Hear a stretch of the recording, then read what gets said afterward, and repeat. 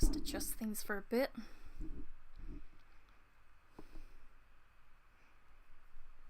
Still experiencing orange, yellow, red every single time, but that's just how my MacBook is. But anyway, hello, friends and viewers. Welcome to another game stream Thursday, I suppose. So, I mean, I kind of debate on whether I should stream today, but I figured, what the hell, I need to keep a concise schedule and I can't let things, left unfinished. And I don't know, this week has just been another one of those hard weeks, but I've been trying to get better. And, since I probably won't be able to have enough time, I'm probably going to be doing something special next week anyway, but what the hell. But we're, speaking of next week, Valentine's Day is coming very soon, and I am planning to do something, so I probably won't be able to do much on that day. A certain someone might plan something for me, but yeah, I'll save you guys the mushy bits. But so I figured that, to celebrate the lovely day that's coming up soon, I figured we'd do something a bit love related. I'm gonna play something special. I was originally gonna play like Hotful Boyfriend on stream, but I found out that it just doesn't work on my Mac anymore. Like ever since the no 32-bit update happened, it's just like it completely slipped my mind. So much for that. But instead, I found an alternative. So today, for the stream to celebrate Valentine's Day, we're gonna be playing Monster Prom. Now, I have heard little bits of this game. I mean, I've somewhat seen Shenpai played it, and I know there were like some creators that were like part of the voice acting team that were behind it, but I never got around to like actually playing it myself. From what I hear, it's pretty decent, and we're just gonna see how things go and find out who I eventually end up with, because there's a lot of like really interesting characters as far as I'm aware of. But yeah, and if you guys want, and if you have any like inputs on who I should be with, or like you want to know which route I should take, then feel free to tell me in chat. So let's just get right to it. Now already you kind of see a bit of a nothing sus here. Yeah, I officially have a PNG tuber avatar. And this was done by the Grimsmore method, I think it was called. It was like Griffinmore or something. So yeah, I officially now have a talking avatar on the side. Actually, let me just adjust it for a bit, because I think I want to make sure I have it to where people can see most of the host of the screen. There we go. That should be good enough. Yeah, PNG tuber Blueberry. But yeah, let's just get right to it. Let me just, actually, I unmute. Let's see, can it...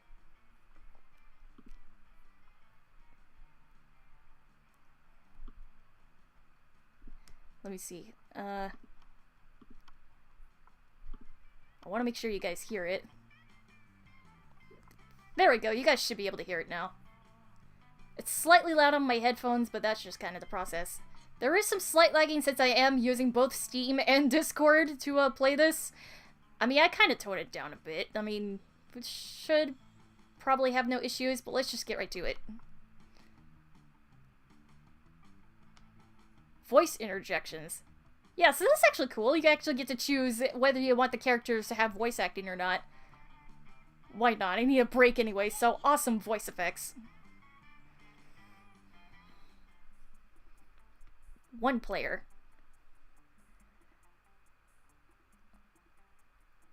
How long do you want to play? Short game around 30 minutes, and like full game around 60 minutes. Why not? We're not a limit. Let's just go for the full game. Ah, spooky high school. The sweetest years of our lives. Back when we were young and unafraid. Sometimes reckless, sometimes brilliant, sometimes just stupid, but always willing to live life to the fullest. We were on a wild journey to discover who we really were.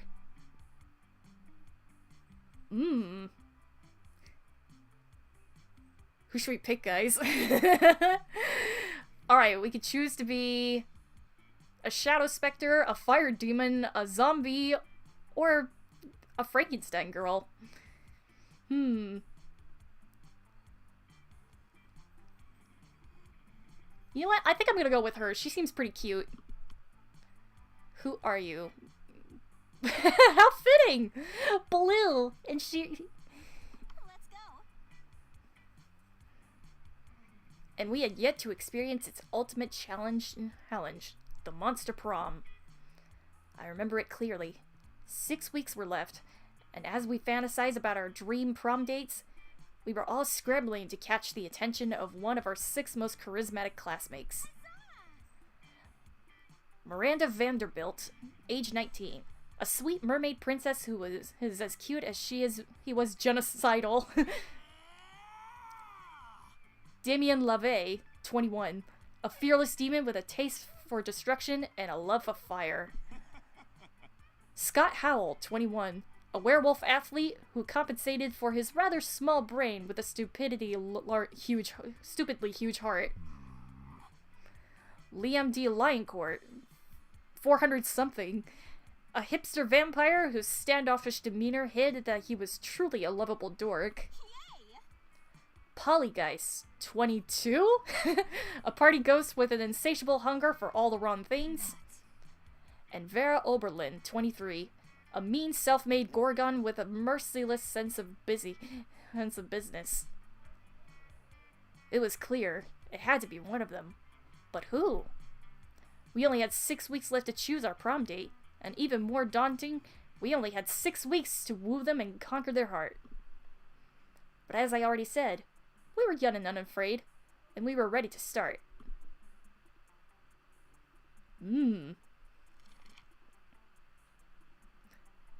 Welcome to Monster Prom's stupidest pop quiz ever!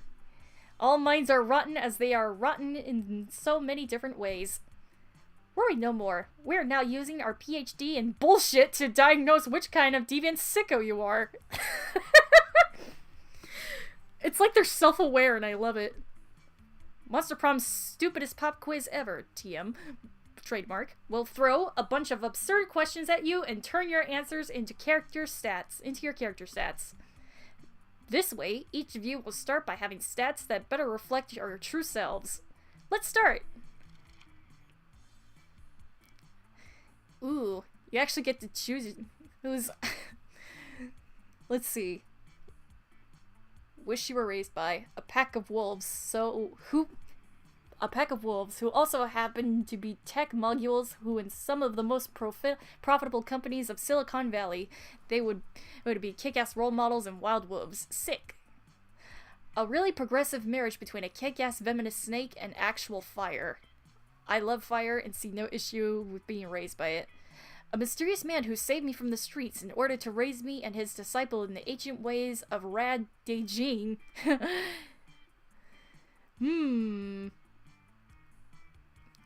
Let's see.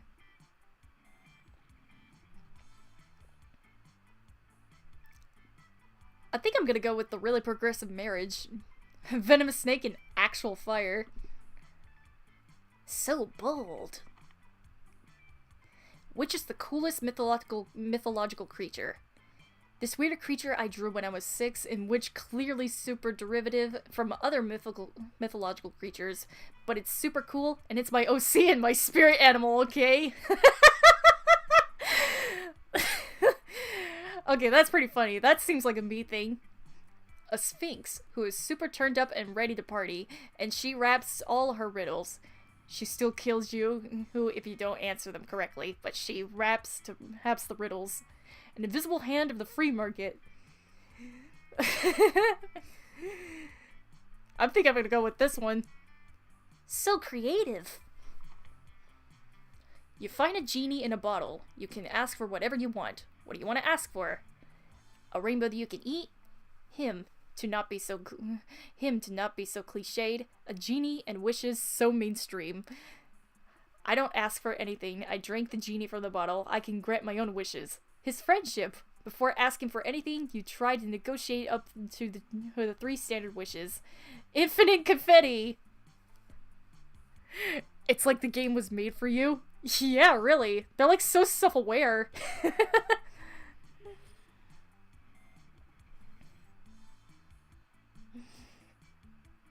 Let's see.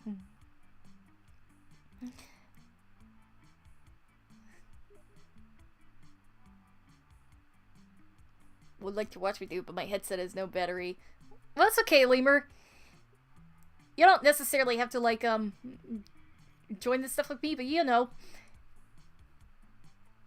If you can, just take the time to recharge it in case you ever need to, and just, like, you could come in whenever, just to pop in. Also, try not to do it while I'm streaming on in the Steam chat, alright? I should probably set it offline next time. Anyway, let's see. Genie in a bottle, if I could ask.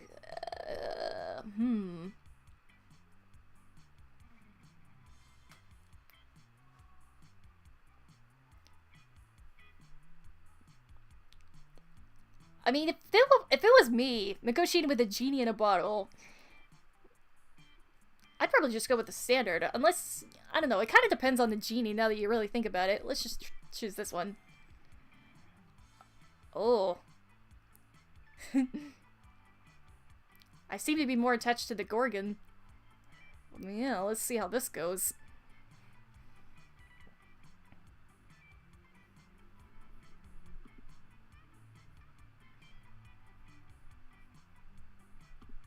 Yeah, let's just keep it offline. There we are.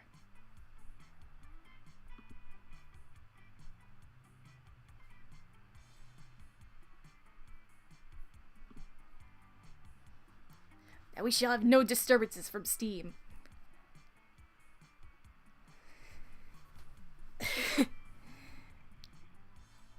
But yeah, we're getting a really strong start so far. Let's go. Alright. So these are our stats. We got 5 in smarts, 7 in boldness, 7 in creativity, 5 in charm, 4 in fun, and 5 in money. And we got 6 weeks to choose a date. Let's see. Where should we go? I probably kind of want to invest in my smarts. Or something. Or at least something to do with my charm and money. We could either go to the auditorium, the class, the library, outdoors, the gym, or the bathrooms. Let's see. I definitely want to go to class. That day you listen to your elders and learn valuable lessons. Sometimes, after all the monster nonsense and the date-hating gimmicks, you forget that attending class is supposed to be the primary activity at this high school. Gain 2 smarts. Yay! Later, you hear Vera and Liam in a heated conversation, which seems to contain some petty, sexually explicit language, so naturally, you go eavesdrop. Speaking as a male, I can say that even I grow weary of the infantilizing monotony of the male gaze. Thank you! See? I want to advocate for the Gorgon gaze instead, but that would just turn people rock hard. That's not an erection joke. People would die. Personally, I think hentai is the source of the problem. It's so unrealistic. Hello, I'm not a 2D drawing. I'm a real vampire. Pathetic. I know. Even I can't keep up with the standards hentai is setting. What am I supposed to... What? I'm supposed to just grow a dick during sex? And all the women are drawn exactly the same. There's even less body type diversity than at the school. Plus, I don't think anyone in real life has ever willingly addressed a tentacle as senpai. And what's with all the tentacles anyway? Because half the studio heads are krakens, Liam. And no tea, no shade to the women who enjoy tentacle porn. I know at least 3 of my snakes do, but I won't out them. But I do think that there should be more diverse offering for those of us who'd like something less. Cephalosexual? Agree. My god. Hentai should be more artistic, redraw explicit scenes in the style of great artists such as Picasso and Magritte. Don't send misogynistic crack into a femme gorgon's job. You should open your own hentai studio.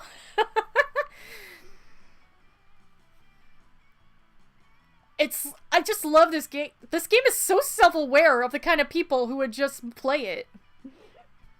Oh, jeez. I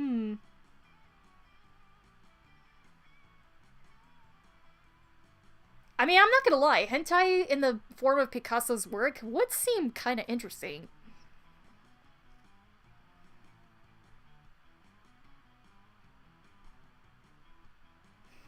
I mean, the alternatively would probably that people would just make their own hentai studio, but you know, I do think there should be more artistic needs, so I think I'm gonna go with this choice. Aha! Now there's a fresh idea and an untapped demographic. I have no doubt that there are scores of monsters itching to combine sexual gratification and art history. Oh, not bad. I can see it now. Picasso-esque tentacle beast with off-kilter tentacles coming out of their eyes and mouths. Surrat females made up of thousands of little dots. Is that a nipple I see? Or a stipple? Chagall BDSM. Monsters beaten blue and blue. It's perfect. They'll be so busy appreciating the artistry, they'll have no time to objectify the subject matter. Thank you, Blue. You rock our world like, well, classics pornography mashups. Hey, Lyra. They hurry off to discuss further ways to get off to art, improving the world greatly for them, for you, and for all lovers of hentai and art classics. Gain 2 smarts and 1 creativity. Let's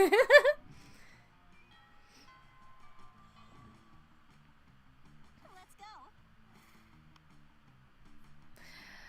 What's your favorite modern Disney movie? Wreck-It Ralph, Big Hero 6, Wall-E, Rara the Last Dragon, and Kanto, etc., etc. Wreck-It Ralph is definitely one of the big ones. I do like the first Wreck-It Ralph. I hear the second one is, like, really bad. I also do like Wall-E as well. Let's see. There's some other ones I think I like. I mean, it's been a while since I've seen modern Disney stuff. Because, you know, it just kind of like, they're kind of using the same formula nowadays. And it's just like, you never really see, it's just kind of boring, to be honest. I mean, ever since, like, Frozen Takeoff, everything just kind of went downhill, but that's just my opinion. Alright, let's see. Who exactly do we want to hang out with? I mean, so far we already got one affinity with Liam. What about Zootopia? Zootopia's alright. I mean, it's an okay film. I mean, I feel like some of the themes it would try to tackle would be tackled more, or like, what am I trying to say here? Like, I feel like the themes could have been delved more, if that makes sense. I mean, it's clear with what type of message it's trying to give, but it just plays safe with what it tries to do with its narrative.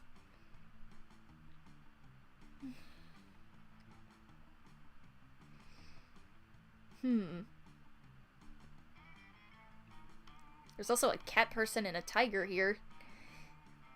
I think I'm gonna go sit with these two. You arrive at your chosen table to find Miranda folding napkins at Vera. Should have been less preachy. Agree. Do you want to know what this one is for, Vera? No. I'll take that as a yes. The rose-shaped napkin fold is for her birthdays between the ages of 16 and 22. Big Hero 6 was good. I've seen little bits of Big Hero 6. I never, like, seen it in full. I mean, Maybe I will watch it at some point. I mean, I hear it's pretty good. Miranda's hands moved fast as lightning, turning the rose into a gorgeous white swan. By contrast, this swan folding is for first weddings, third weddings, and swan giveaways. As a fashion enthusiast, I've never been so bored by a piece of fabric. Oh! And this black swan folding is for weddings where you plan to brutally murder all the guests. Not very popular, the black swan folding. Okay, that's sort of cool, but I'm still aggressively uninterested. You happen to find some napkin folding skills yourself. Maybe you could spice up this interaction. You decide to show off your most impressive napkin fold. If you fold the napkin like so, it creates a self-aware napkin whose sole purpose is to fold more napkins.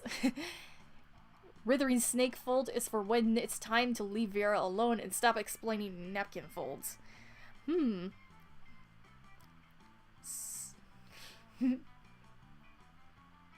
Well, she's clearly uninterested, but I mean, we seem to be okay with creativity, so I think we'll just have to spare we'll just kind of have to spare her of her uninteresting, so we'll just kind of deal with this. Well, that's quite a specific fold. Under what circumstances would one use... Oh, I see. Damn right you see. And notice how my whole head is covered in writhing snakes? So basically, just assume that don't talk to Vera about napkins time is all the time. It's a year-round festival. People the world over celebrate it by not folding napkins at me. Well, it's not a very elaborate napkin fold, is it? You explain what your fold lacks in complexity. It makes up for with 12 ounces of cobra venom in it, and it can spit at will. Right. Well, I see we subscribe to different schools of napkinry. I'll leave you to it then. Your reward for running Miranda off is a one-on-one lunch with Vera. You've never felt so alive.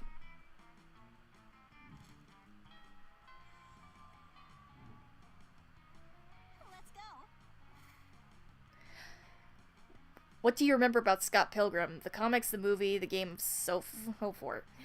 I have played the game before. I've never actually beaten it. I remember, like, playing it sometime, like... I did remember back when it, like, first came out on the PS3. My boyfriend had it. I now have the, definitive edition on my Switch as well. And in terms of the comics, I mean... I might get into reading them at some point. I have seen bits of the movie, though, but I have yet to see it in full. I mean, there might be a chance I may end up joining, Justin and such for a movie roast at some point. I mean, it's kind of a 50-50 on whether we might do one. We do have a movie roast coming where we roast 2 of the Power Ranger films at some point.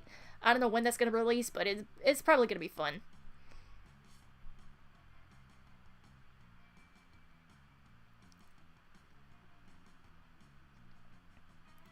I do need to increase my... Speaking of fun, I do need to increase it, so let's go outdoors for a bit. That day, during recess, you start a half-an-hour rave that goes full crazy.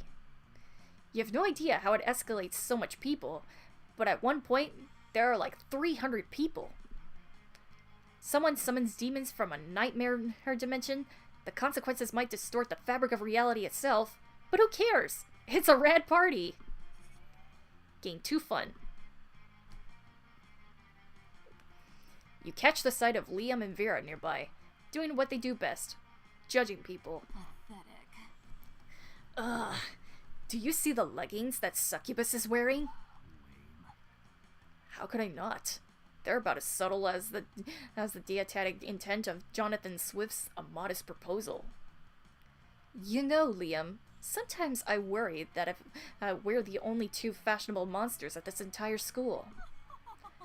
But then I realize that's not something to worry about. That's something to feel smugly superior about. I could have put it only slightly better myself. Now focus, Vera. We got so many more outfits to critique. No way to avoid it. You're about to walk right past them. Quick! Improvise a fashion accessory that'll actually impress them. Put on the hot dog costume you kept in your backpack for emergencies so it's ironic. Liam would love it.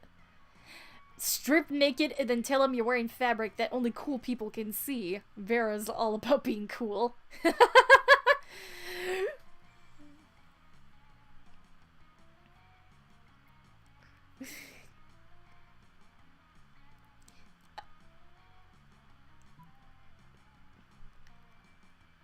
I'm not gonna lie, I'm totally about being bold, but at the same time, this is just silly. I still kind of want to impress Vera, so we'll go with this. So bold. You rip off your clothes, saunter casually up to Liam and Vera, and then let them know about your special outfit. They look you up and down, and then look at each other, then back at you. What do you remember about the first Red Dead Redemption when it came out? I've never played Red Dead Redemption. I mean, I knew it exists somewhere. Like, I knew it kind of exists, but I never actually, like, played it. I mean, my boyfriend's the one that played it, and from what I hear, it's pretty alright. It looks... Oh, not bad. good. Decent. I'd give that. I'd give it a 7 out of 10. I wouldn't choose that for myself, but it's certainly a bold choice. One would say even a pleasant one. Yeah, yes, I too could see your outfit.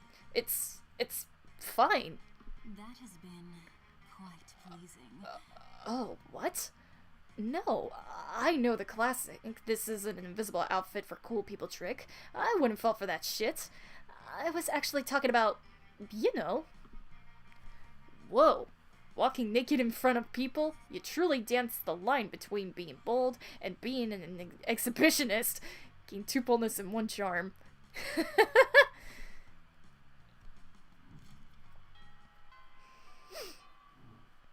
Week 2. Let's go.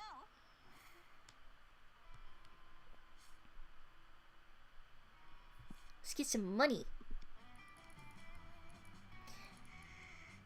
That day, you spent some time on the library's PC, sending malicious spam emails in hopes of stealing other people's money. It doesn't sound very nice. Who's really the one to blame if they respond to such a blatant scam? Oh, what? Lose -10 karma, which isn't a stat in this game, so who cares? And you gain 2 money. Damn. Oddly enough, you notice Damien and Vera having some kind of business meeting? At least they're both sitting holding manila folders. You move closer to see what's up. Hey there. Now, Damien, it seems we both agree that William the Incubus is a piece of sentient garbage who deserves harm. True, true. I believe that together, we could make William very unhappy. I've prepared an action plan for our potential merger. Have a look. Vera opens her folder to receive intricate charts with titles like Diversion and Confidence and Maximizing Million Evidence. I brought a folder too. Damien opens his folder. There's a piece of paper that says punching on it.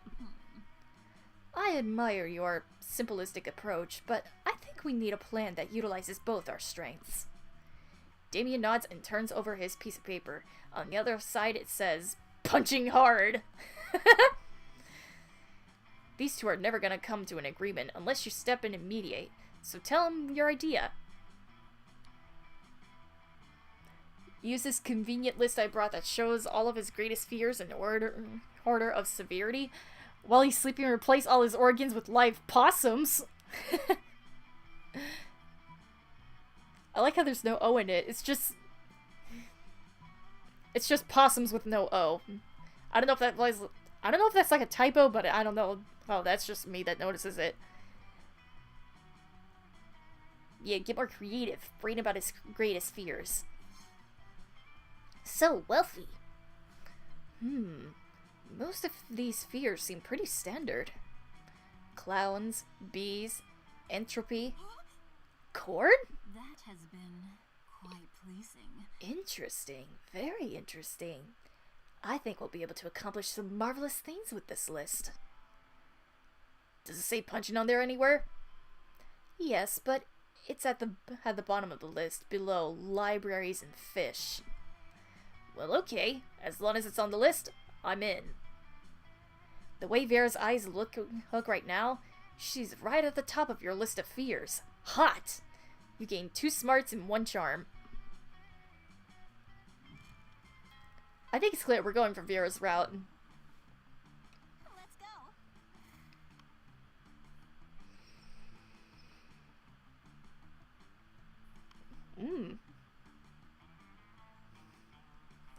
That person looks cool.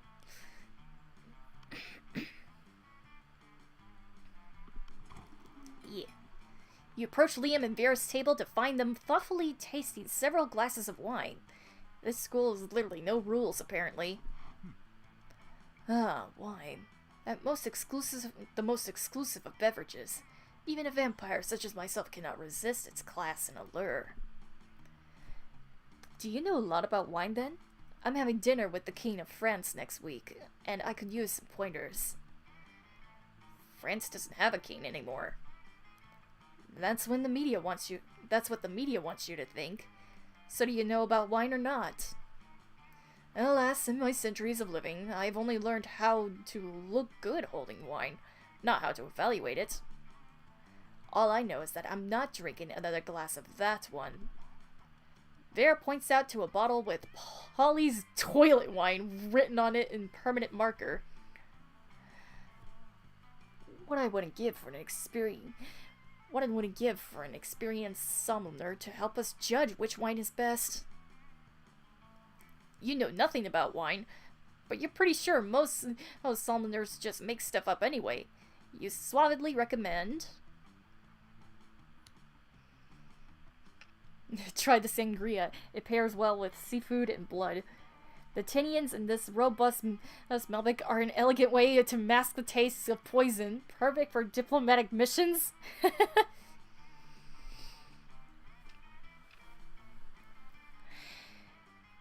I mean, in terms of wine that I have tried IRL, I have tried red wine. And I've also tried white wine before. I've also, I did have the sangria. I'm pretty sure if I remember, I did try a sangria for once, and it was pretty alright. I mean, it's not the best alcoholic drink, but, you know, it's a drink for adults. And, you know, sometimes you can mask it well if you know how to mix things. Let's try the sangria. You know, the pronounced sweetness and citrus flavors would go well with an unholy blood meal. I've always tried to pair Pinot Noir with blood, you know, because noir means dark, like my soul. And I always avoided sangria because the little bits of fruit in it made it seem inauthentic. But I suppose the clue is in the title, isn't it? This truly is a new dawn for a sanguine cuisine. Well, not dawn per se, but let's say a new dusk. Yes, a new dusk for a sanguine cuisine. As someone who does not literally drink blood, I'm afraid I can't share your enthusiasm. But I do like to imagine vampires getting chunks of fruit snacks between their fangs. Liam ignores her. He's too busy gazing at you over the rims of his glass. He is a little drunk, but you don't judge.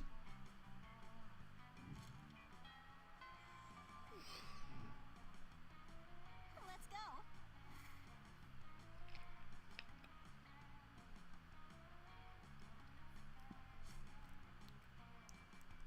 Let's increase some more fun.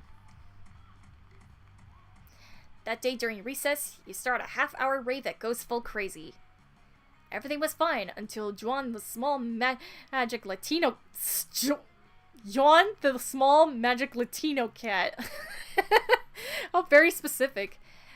Asks what you think you're doing. Damn. You didn't remember you suck at dancing. But you decided to go all in and pretend it's a new dance move, apparently called the Groovy Muska. Yawn looks at you and... Up, someone at the door. I'll be right back, guys. Every single time. This happened last stream and now it's another one. Be right back.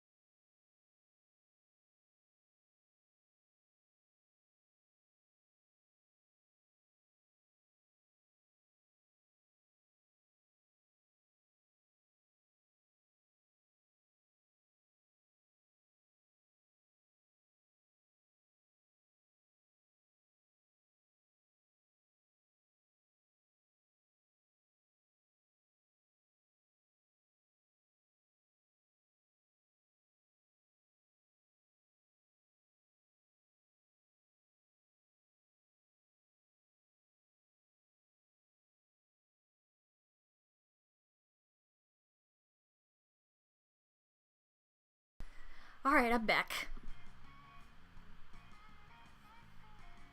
Dang, people coming by and trying to ruin my fun. Anyway, he asks you to teach him the Groovy Muska. In no time, half the party is following your steps, enjoying the Groovy Muska altogether. It's a party to remember. You gain 2 fun and a cool story to tell your grandkids someday.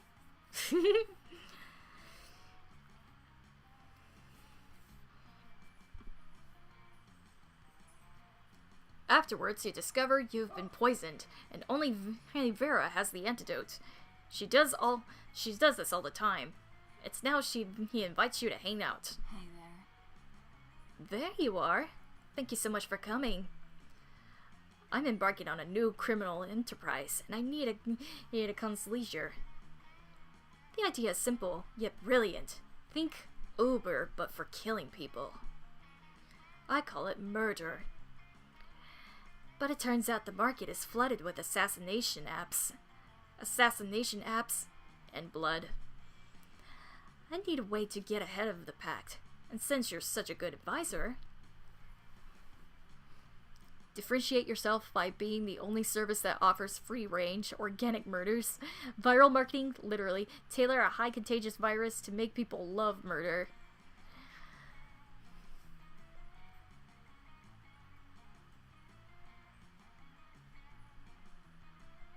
I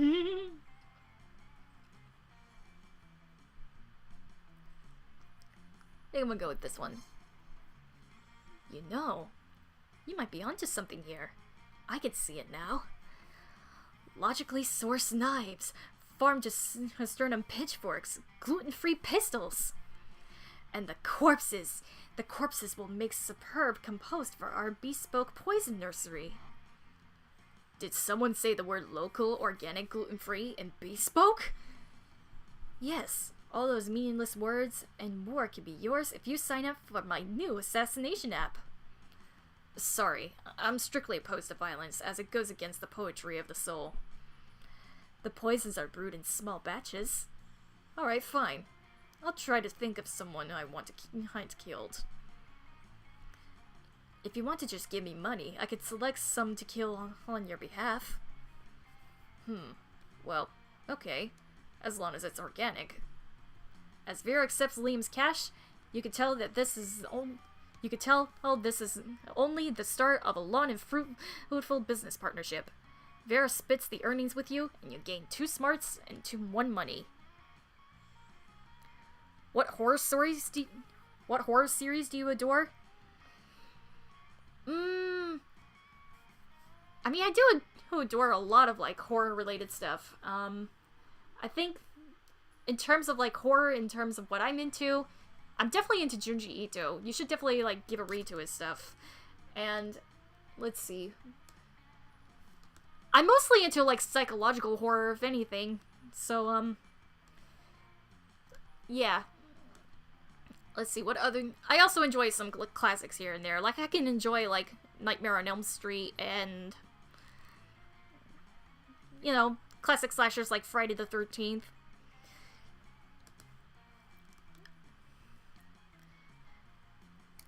I also enjoy a bit of terror here and there. Whatever.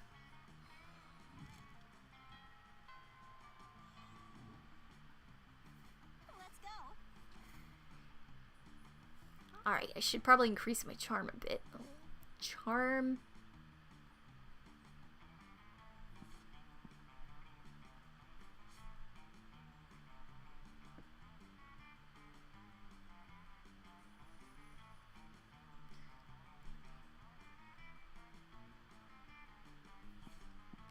Head to the gym.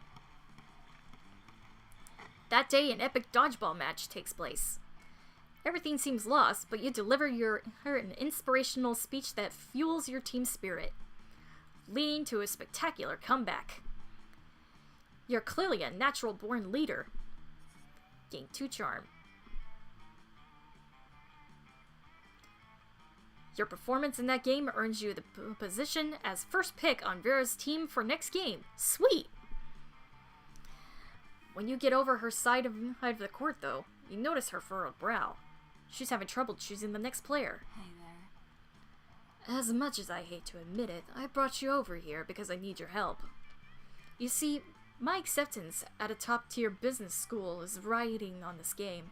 Everyone knows business schools hate losers, and dodgeball is basically the new golf. I need to assemble a killer team, but my skills lie in discerning people's weaknesses, not their strengths. That's where you come in. Help me pick the best team, and I'll be sure to remember you fondly when I'm crushing peons with my business degree. Picking teams is your jam. You whisper in Vera's ear. Pick all the worst players. If we win, you're a god for leading losers to victory. If we lose, it's all their fault. Don't pick any of the chumps. If you just hire us a team of homicidal dodgeball supermen who used to be mercenaries.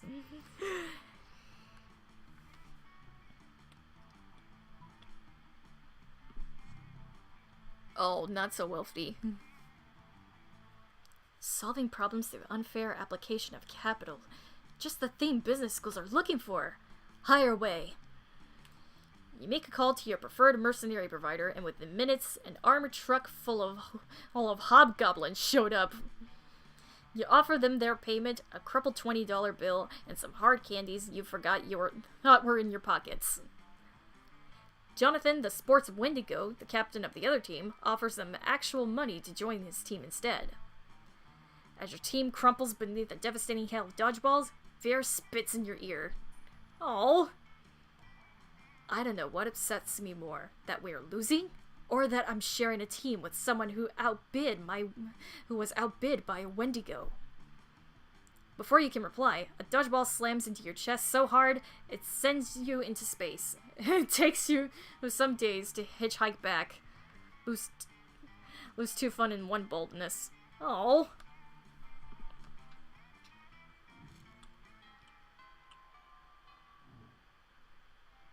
Let's go. Sad.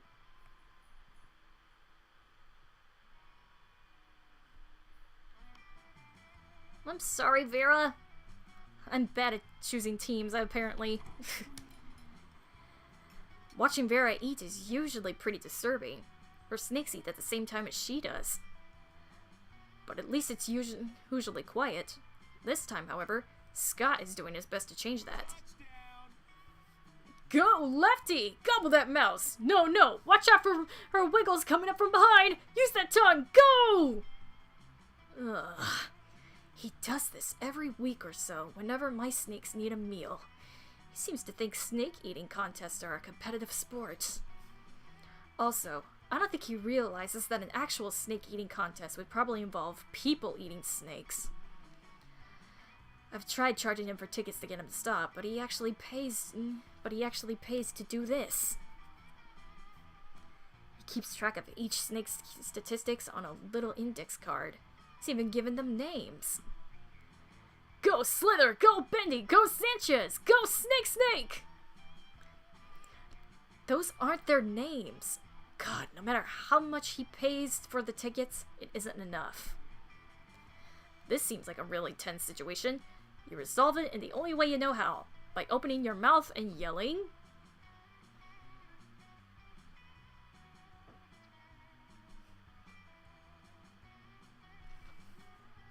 Boring. This is nothing compared to earthworm eating contest.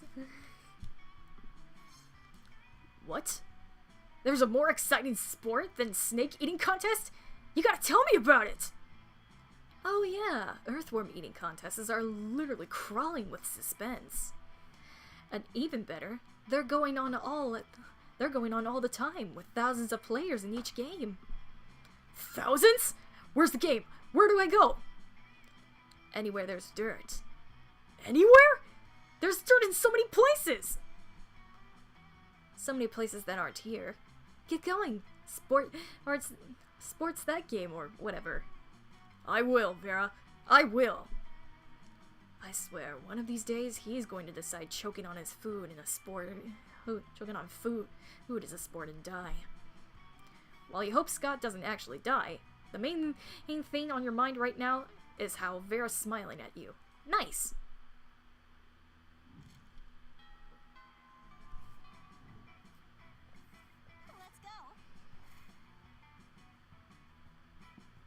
More fun. That day during recess, you start half an hour rave that goes full crazy. You spot Juan, the small magical Latino cat, who seems a bit sad. He explains to you that he's worried people are so used to calling him Juan, the small magical Latino cat, that now everyone defines him only by his size, magicality, ethnicity, and species. He's more than that. You correct him. You don't see him in such simplistic terms and convenient definitions. It's just that there are around 23 other different Yuans in the school, so adding all that to his name is quite necessary. You tell him you'll never forget about him, and the crazy adventures you both lived together in Monster Prom's prequel. Monster Middle School! Where the hell did that come from? Monster Middle School. I feel like that's gonna be like a Kickstarter project that they'll do. I know that there's like a camping sequel that I have yet to try out. But yeah, that's pretty funny. You have a great time remembering those crazy stories. You gain 2 fun. Between class periods, you discover a severe horse head in your locker. A severed horse head in your locker. It has a note in its mouth telling you to meet Vera ASAP. I'm glad you came. I've got another crime problem, which would benefit from your insight. Thanks to your input, murder has cornered the market in app-based assassinations, and yet, the other crime lords don't take me seriously. Just because I'm not a 40-year-old man with a scary scar, those sexist morons think it's just a phase for me. Since when did having a killer body and flawless skin disqualify a girl from a life of crime? It's disgusting! How can I show these chauvinist goons what crime really means to me? Come to think of it, come on, think of something. You're my most trusted advisor.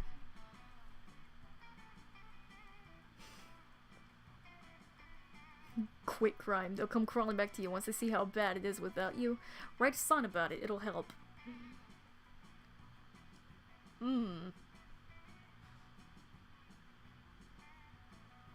I mean, some people can't go wrong with a jingle, but it's just,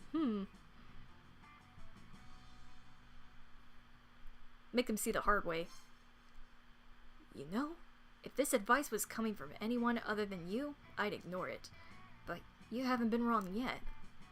Fine. As of today, I'm quitting crime. I'll let the other bosses know. I'm sure they'll be so pleased. A few days later, you're getting a manicure with Vera at Gunbozo Gunbozo Guanetti, arch humorist of the Deranged Clown Assembly, bursts in weeping. Well, either he's weeping, or he's got a sad face painted on his regular face. It's hard to tell with clowns. What are you doing here, Bozo? Didn't they tell you I quit crime? Gunbozo makes a series of gestures, honks, and quacks. Clownish. Luckily, Vera's fluent. What's that you say? The world of crime is a wreck without me? Do tell. He says nobody's been able to get good poison since I retired. Everyone's money is frighteningly unlaundered.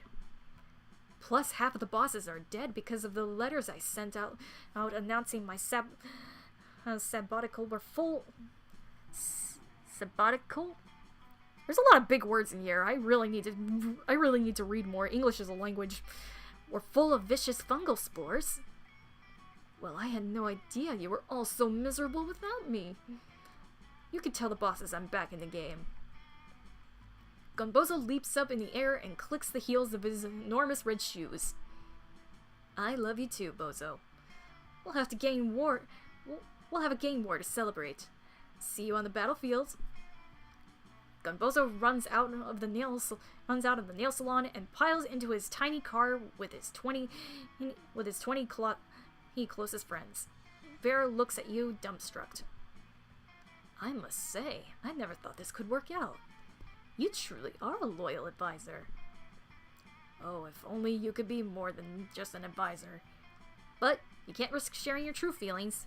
Better just take the +2 smarts and 1 money and move on. Let's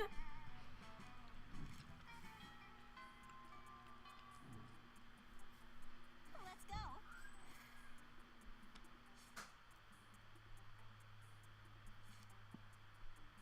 Let's see. Boldness, creativity, and fun. Let's head to the bathrooms. Give me your money. Welcome to my little shop.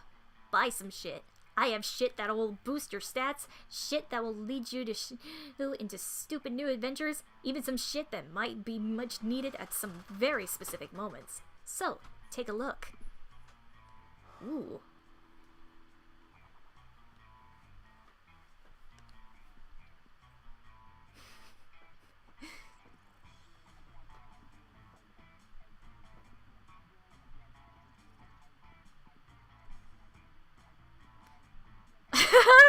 There's a little Bob Ross. That's so funny. But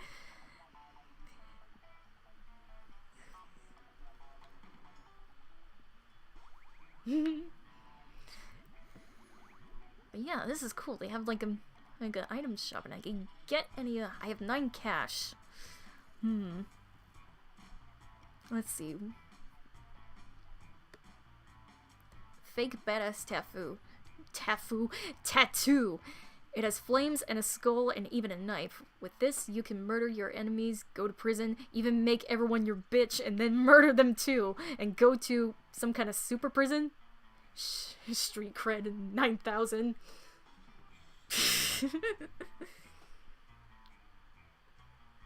These two have events and something.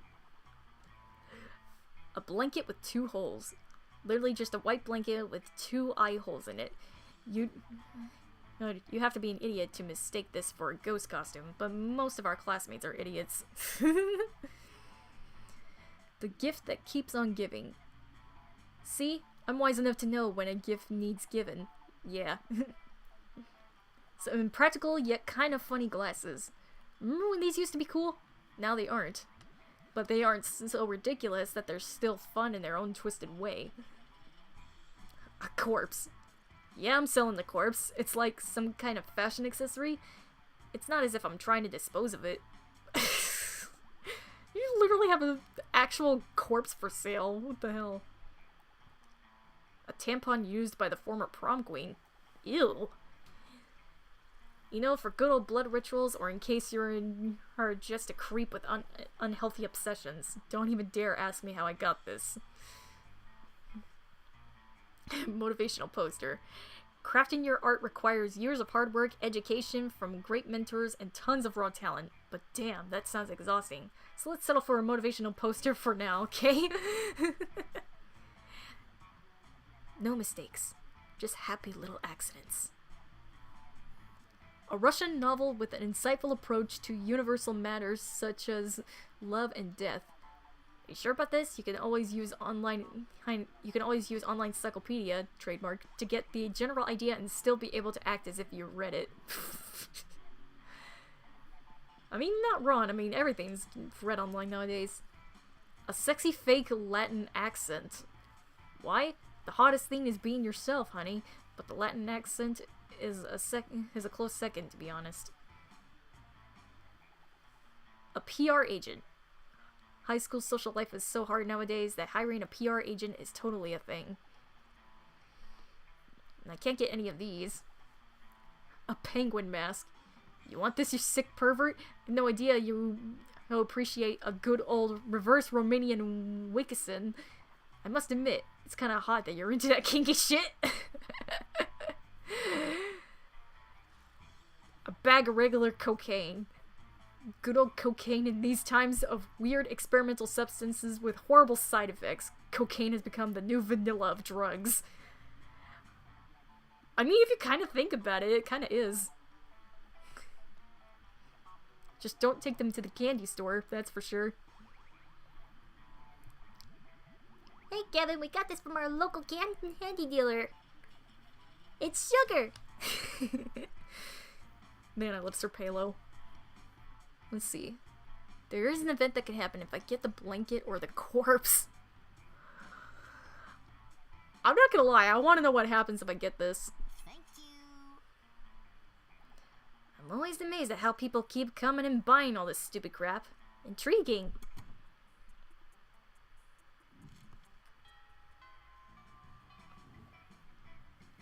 Let's go. Let's continue trying to get Vera our attention. You take your seat beside arguably the two coolest monsters in all of Spooky High. Here's hoping you can keep up with them. Vera, are you eating manticore steaks again? Yes, and it's delicious. Don't you know the amount of cruelty involved in the mainstream meat production industry? Yes, and it's delicious. Besides, Liam, you're a vampire. Don't you only consume things that are dead? Well, yes, I suppose. But it's always ethically sourced, organic, free-ranged, and human. Human population is out of control, and eating them is the most environmentally responsible thing to do. Listen, Liam, I happen to have a personal feud with every single animal I eat. I make sure to meet all of them first and ensure I'm devouring only the ones I hate the most. It makes it extra tasty. Well, then, surely you can inflict such pain without going through the cruel meat industry and supporting factory farming. Isn't home cruelty better anyway? You actually have a point there. And if I get my hand in the pot, I can inflict even more effective and specific pain. And I bet there's a way to make money off this too. Hang on. Somehow I've ended up arguing against my own interest here. Liam, do you want to find innovative and creative ways to move society forward? Or do you want to oppose cruelty like every other weak mainstream loser? You can actually hear Liam's brain shaking as he struggles between his desire to be perceived as ethical and his desire to be perceived as creative. Maybe you could step in and help out.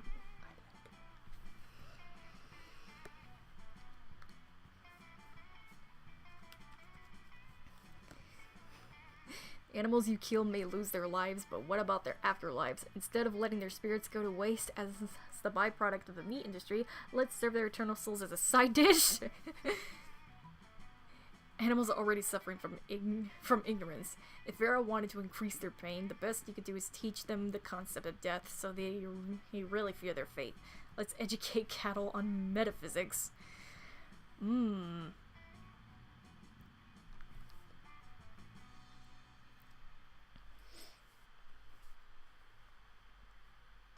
I mean, we do have species that do eat souls. But,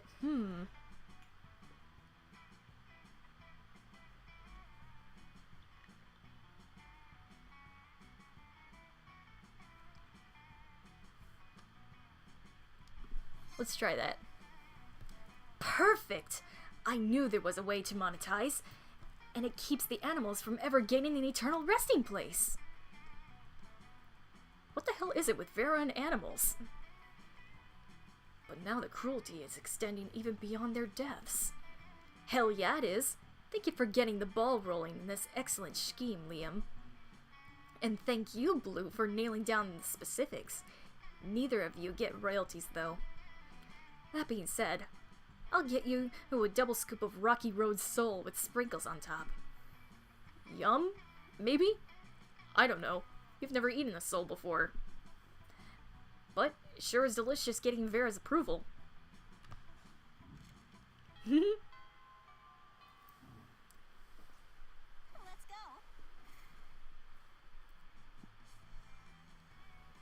Let's get some more money. Go to the library. That day, you spent some time on the library's PC playing some good old online poker. Gambling seems like a stupid and dangerous decision. But who cares? This time, it paid off, so fuck it. Gained 2 money. While doing all that, you've been carrying your newly acquired corpse as if it was a totally normal thing to do. But some people seem to think otherwise. Oh no, it's the 4 most hateful people in school. Why are you carrying a corpse, idiot? Psh, what a shameful display of distaste. Yeah, what a noob. Carrying around corpses is for noobs. Oh, a corpse! I love corpses! Also, I'm super drunk. Okay, the 3 most hateful people in school, and Polly. As the school's social elite, we disapprove of this. I'm the head of the hierarchy and can't condone such stupidity under our domain.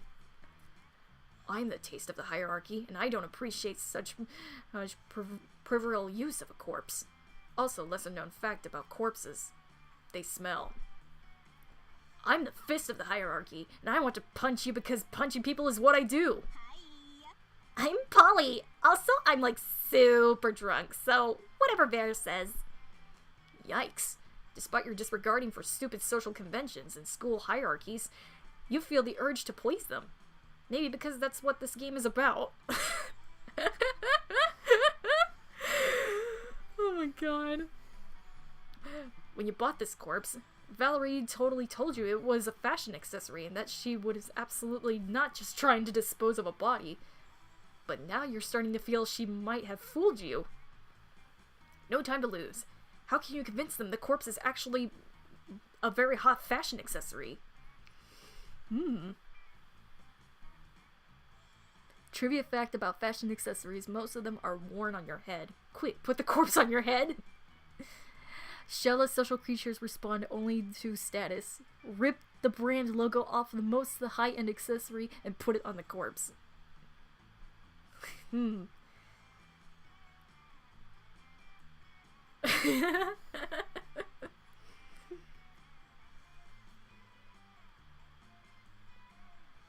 mean, there's some creative things you could do with a corpse.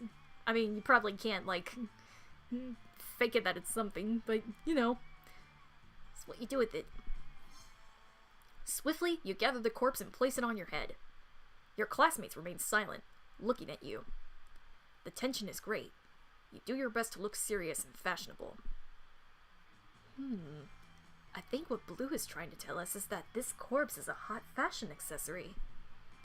Yes, yes. Indeed, most fashion accessories are worn on your head.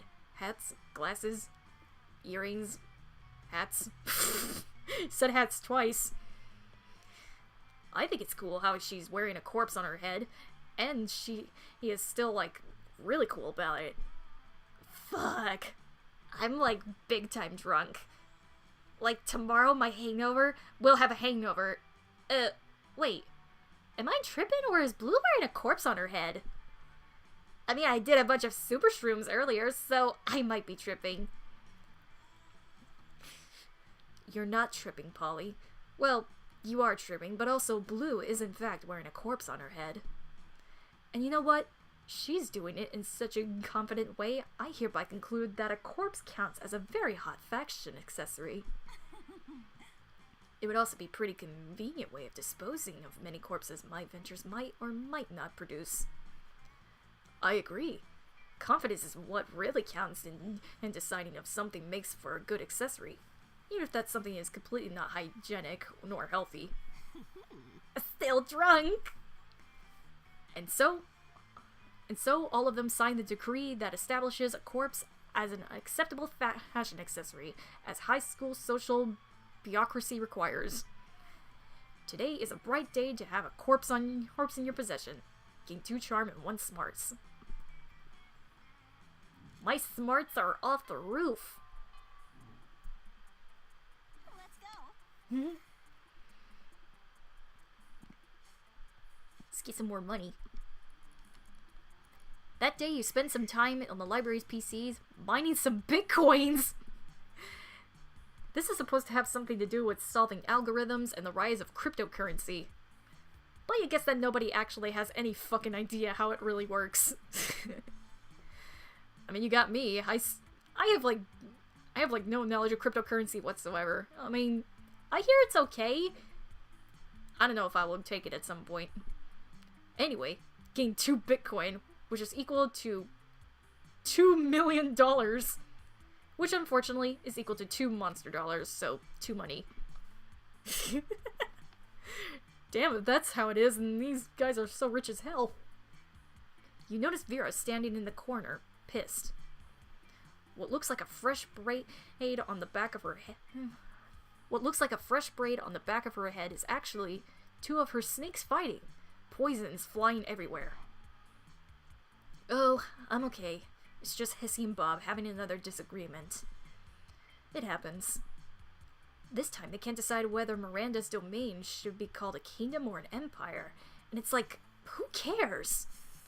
I'm telling you, if they weren't my hair, I would sell them to Thailand, where they eat snakes.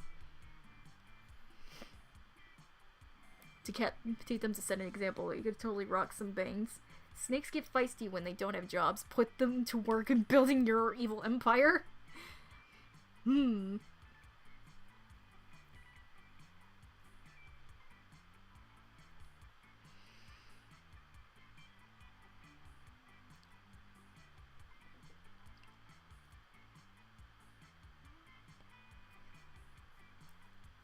I mean, if they are decapitated, they do... I don't know. Can snakes regrow their stuff? I mean, I think they can regrow their tails, but I don't think they can regrow their heads.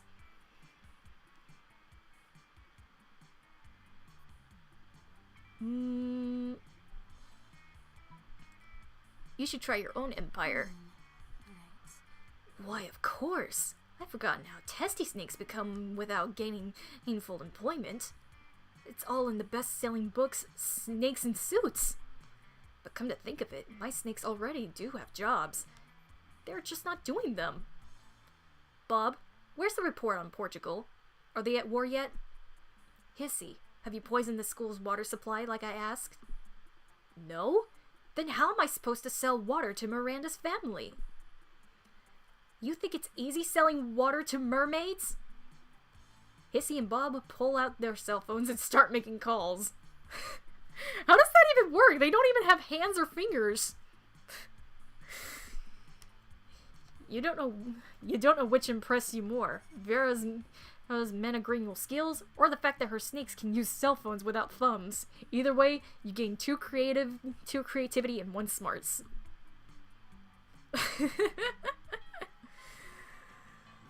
I'm enjoying this so far. Let's go.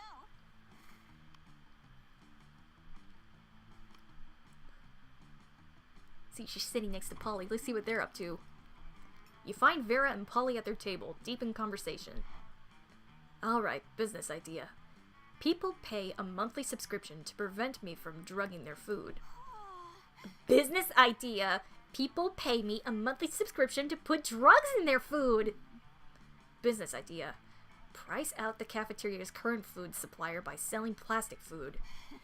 Business idea. Nipples. Just... nipples? Yeah. Okay. Wait. Business idea. Use clever marketing and food science to create the perfect new diet craze and sell it for an insane profit. That's actually a really good idea. Better than nipples? Yes. We just need to figure out what our new diet product will be.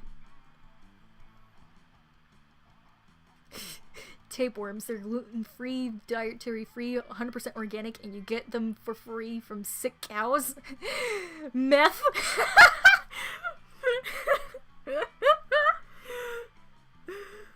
Oh my god. I love it. I love it. Tapeworms. That has been quite pleasing. What a delicious idea. But what about for, like, ghosts and stuff? Ghosts want to lose weight too! We'll just sell ghosts of tapeworms alongside living ones, naturally. Where are you gonna get tapeworm ghosts? Simple. I'll just kill tapeworms with unfinished business, which is pretty much any tapeworm, honestly. They're very ambitious. Awesome, boo. Well, all my objections to this plan are solved. Scram! Anyway. Soon, Vera's new slender friends are all the rage in the cafeteria, and she seems to tolerate your presence even more, and everybody's losing weight.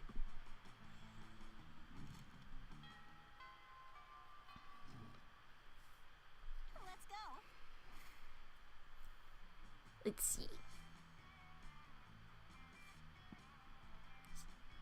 Increase my boldness. Go to the bathroom. That day you skip class and just hang out in the bathrooms because you respect no authority. I guess some people just want to watch the world burn by skipping class and hanging out in the bathrooms. You give 0 shits, but you gain 2 boldness. After your previous adventures, now corpses are an acceptable and quite hot fashion accessory. You've become a well-known trendsetter advocating for your beloved corpses. Life is now all fancy and busy. Luckily, have your sexy secretary to help you with all your new tasks. Miss Blues, we have a problem. If you had assumed your sexy secretary had to be a female, then shame on you. I mean, I probably wouldn't care either way. I mean, I don't really swing that way. It's been leaked that Vogue's next issue will include an article titled 10 Reasons Why Wearing a Corpse as a Fashion Accessory is Not Chic and Probably Also a Crime. I've done some research and found a journalist. It's a bro called Fedor or Fedora. What should we do, boss? As Vogue rules dictate, the only way to subdue a Vogue journalist is by out-journaling them in a journalism duel. To the death!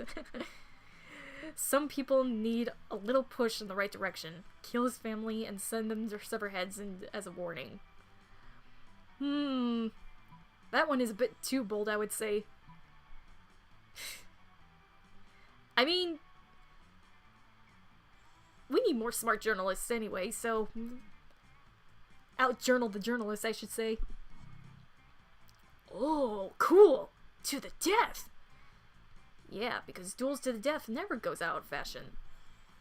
Let me choose the best outfit for your duel, boss! You pour all your journalism skills into a killer article. And you can bet it's a killer article, because you win the duel and get to kill Fedor Fedora. Which you do in the actual article itself. Have you ever seen a man die of paper cuts? Not a nice thing to see. I mean, I guess you can die of anything. I mean, I don't know. Die of paper cuts? Hooray for murder, boss! Yes to murder, but for all the right reasons. Good news. Your article is good. Vogue decides to publish it instead of Fedora's. Bad news. Your article is an even feistier list of reasons to not wear a corpse as a fashion accessory. Oopsie. And it's also good that soon everyone thinks you're a creep for wearing a corpse yourself. Which, to be fair, is not a nonsensical thought. Also, like many other job-free young adults, the Vogue gig was so shittily paid that you actually lost 3 money. Aww. Alright, last week. Let's go.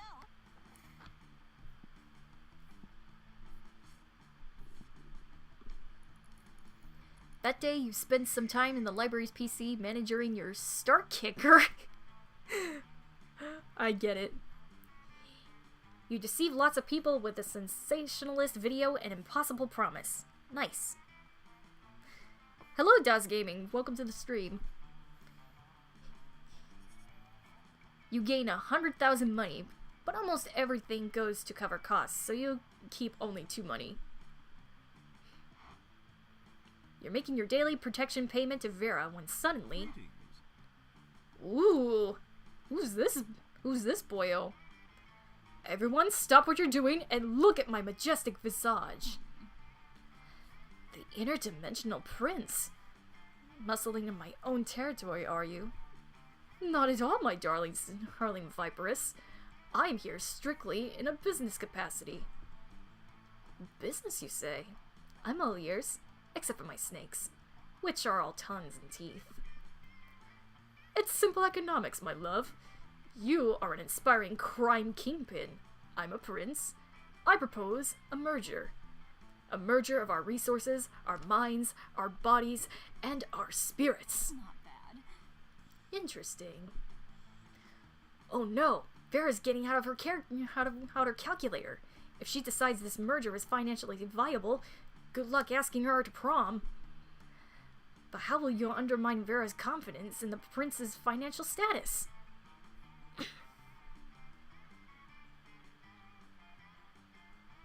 Replace all his gold with fish, or steal his money with your high-frequency trading algorithm. Carl! Who's Carl?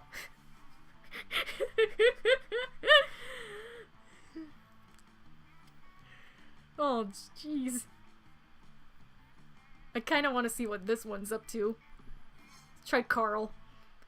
Before we draw up the contract, I hope you won't mind providing a full accounting of your assets. Of course not, my dear.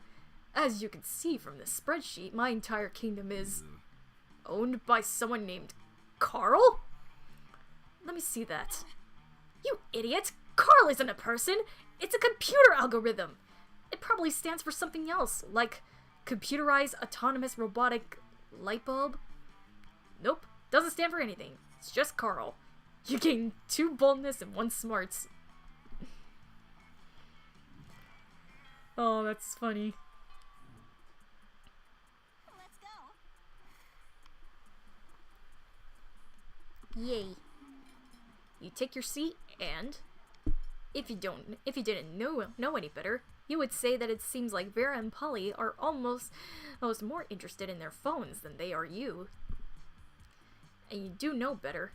And you know that, yes, that is exactly what's happening right now. Hey there. It's nothing personal, Blue. It's just that Polly and I are very engrossed in texting our financial slave. Yeah! It's pretty hard to compete with some guy whose fetish is buying you anything you want. That's my fetish too. Not buying things for people. Having people buy things for me. Duh. What is this game? This is Monster Prom. It's an indie dating simulator that you can buy on you probably just date monster people. And it's just basically how it goes. You try to get a monster person and date for a prom. And you can pretty much get it on any of the platforms. You can get it on Steam. There's also a version on Switch. There's also a version that you probably get at the PlayStation and Xbox store if possible. And there's also a sequel to this. I might play it at some point. Maybe that will be for next year. Good thing he's rich enough to take care of both of us. You know what they say? True friendship is sharing secrets and financial slaves. Still, I do worry that this arrangement might not be sustainable. What happens if he runs out of money? Our cash flow instantly stops, besides being handed everything you want on a platter. In this case, the platter being an online money transferring platform, is almost boring. Yeah, I get that. It's a little less boring when you're on as much acid as I am right now. But I see what you mean. If we could somehow turn this into a business venture, then maybe it would get some head investing. And we could continue to profit even after he's gone broke from catering to our every whim. I mean, how interesting do you think business actually is? Since he's so obsessed with us, we should all tell him to do something totally insane and see if he does it. I don't know. A weirdo giving away his money and getting into hijinks is great and all, but I want to start making real money. And I think money is fine and all, but my favorite currency is chaos. Seems like the ladies are at a very exciting crossroads. Maybe a random bystander can give them a nudge in the right direction. You can easily grow this arrangement into a business. Just escalate and delegate. Have the financial slave go up and acquire his own financial slave to give him money, and have that financial slave go and find the financial slave. Or tell him to marry a Lamia.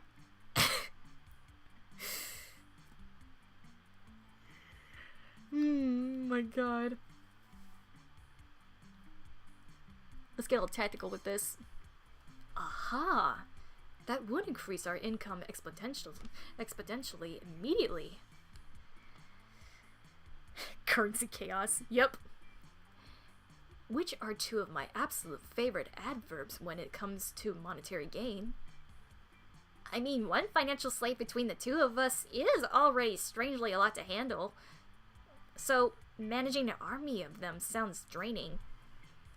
But as long as it's a pyramid scheme, and we're at the top of the pyramid where we don't have to actually deal with lowlives, who cares? Meh. I think I'll just go check on my toilet wine. Don't worry about her. Polly wouldn't know a good business idea if it slapped on her own ass. Which happened one time, actually, but it's a long story, so forget it. Anyway, we could tell people in order to become official certified financial slaves, they have to buy a kit of supplies. And they'll start at dirt slave, and then if they get 5 financial slaves under them, they become a pathetic ground slave, and then they can work her way all the way up to gold, diamond, platinum, SoundCloud, mocha, grand, supreme slave. Oh my god. This was a great idea, Blue. We should go write the business plan together and prepare to profit. Did Vera just say she wants to profit with you? Holy shit! Vera's sharing her cash flow like it's a third base for her. Awesome. People in the game would date Lamias. Yeah, really. I mean, have you seen Monster Musume?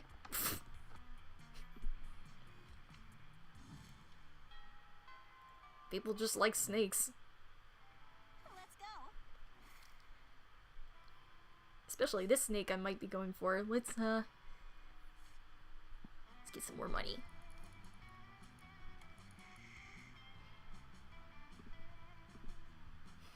Yeah, we've already seen this before.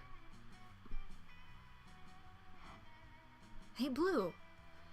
Remember that one time at that one party where you explained to me in great detail your brilliant secrets of the business world?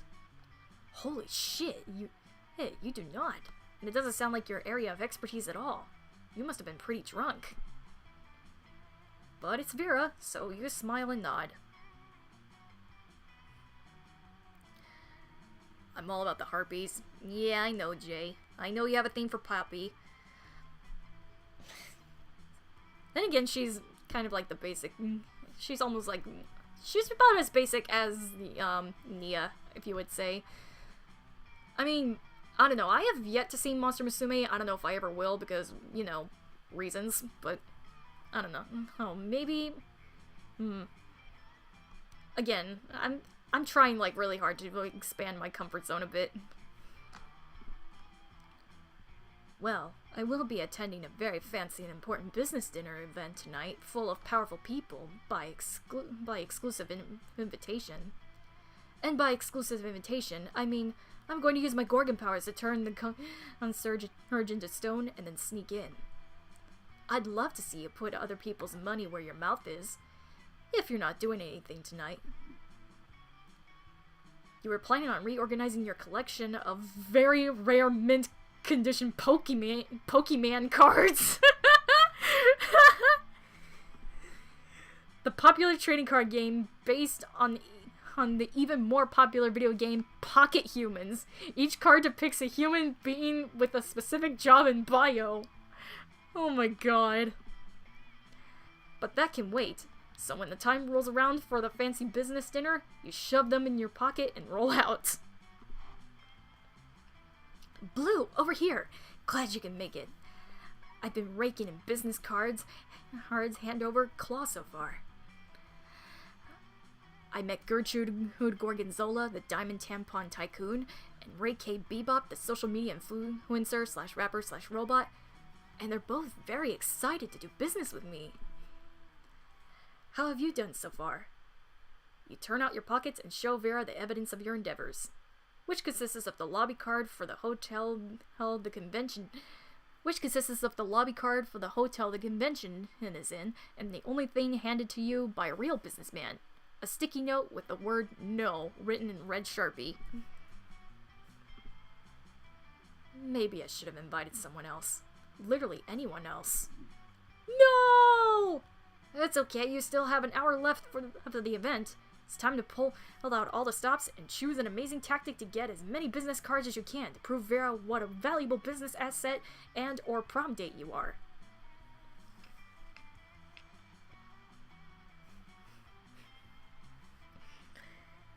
Snake hair? Yep. That's a Gorgon for you. Snake hairs, and apparently they're good with cell phones, even though they don't have thumbs.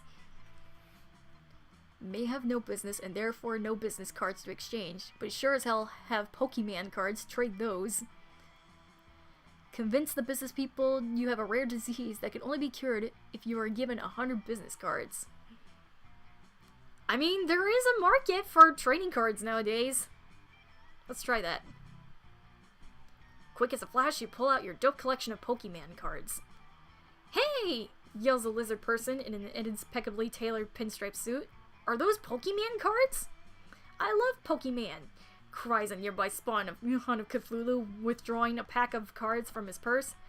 Pocket humans are the humans I hate least. Soon you're surrounded by businessmen, all enthusiastically pulling out their collections of Pokemon cards. Who knew a trading card game based on a video game, mostly for such younger monsters, would have such immense popularity in the high-end business community? A dozen or so of you sit on the floor, swapping cards back and forth as you swap stories of the best Pokemon tournaments you've played in. What the hell is going on here? Why is everyone on the floor? You show Vera your impressive new collection of rare Pokemon cards you've procured. Pokemon cards? How is this in any way useful to me? Pokemon aren't real. I need business cards to get business contacts. And not only did you not get any business cards, now I won't be able to either. I know how you Poke nerds roll. Once you get started, it's impossible to get you to stop. I might as well just go home at this point. Once again, children ruin everything. You start to launch into your trademark tirade about how Pocket Humans merchandise isn't just for children. But it's too late. Vera's gone, and with her, -2 boldness and 1 fun. The Monster Prom draws near.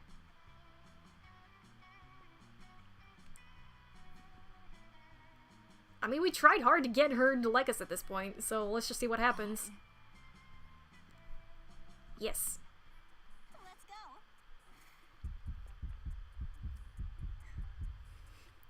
I don't know why, but one of my videos was randomly went from 26 views to 250. It's crazy. Yep. Either you must have done something to really get the algorithm to notice you, or you really just kind of really just promote yourself out there. You know, just keep promoting your content and just, like, you know, do what you do best. You finally pluck up your courage and ask your beloved to go to the Monster Prom with you. You're asking me to go to the prom with you? What a shortcut to Lametown. Reopening a MySpace account would be less harmful to my popularity than dating you. I think I just puked in my mouth. Prom with you? Oh! Epic loser. You were so ashamed by your failure that after prom, you photoshopped Garfield into all of your prom pics as if he was your prom date. Yeah, Garfield the orange cartoon cat. Not your brightest idea. Anyway, even with your photo editing skills, you still couldn't photo edit the sadness of your face anyway. Sad. Oh. It's all about the Pokemans. They ruined it. Best at high-fiving. You will all hear from my lawyers. 17 out of 422 events. Starting to not like snake hair? Yeah. I think we were just really getting her to notice us. Oh well. Those 6 weeks were maybe the most epic and absurd weeks of your lives. After the Monster Prom, we kept on living our lives, falling in love, battling for friendship, and learning about who we were and who we could be. And you know what? Like it always does, life happened. Life happened, and it was wonderful.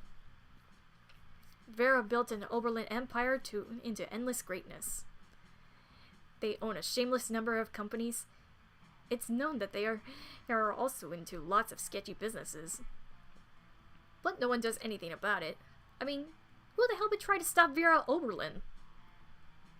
Scott became a world-renowned athlete, but he ended his career to come back to his hometown and take on the job of the athlete he admired the most. Now he's back at high school again, working as the coach.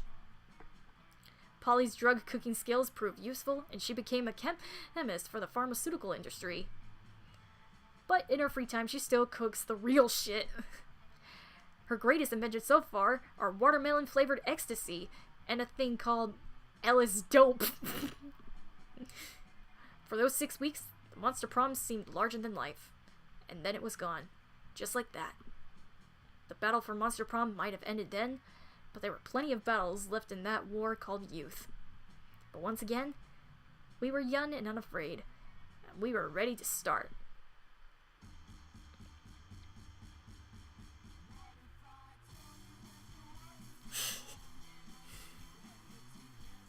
Damn.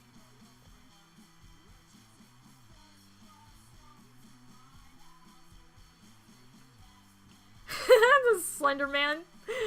Oh, he's like a cop. That's funny.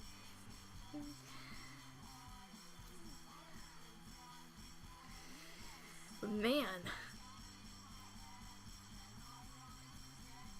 this game is pretty smart with its how you have to choose your decisions, you know. But yeah, I can't believe I didn't play this earlier. For all I know, I really liking this. This game is pretty interesting, not gonna lie. Yeah, really.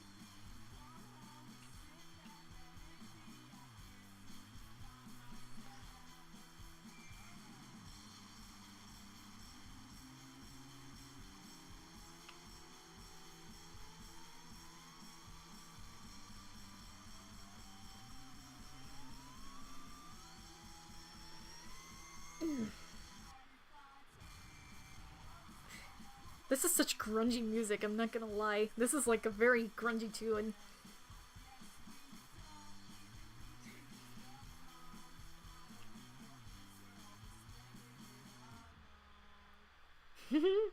Thanks for playing.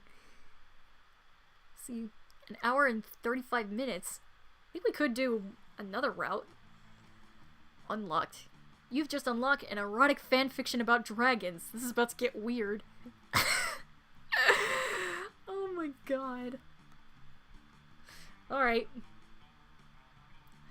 You have unlocked 8 new images in the gallery.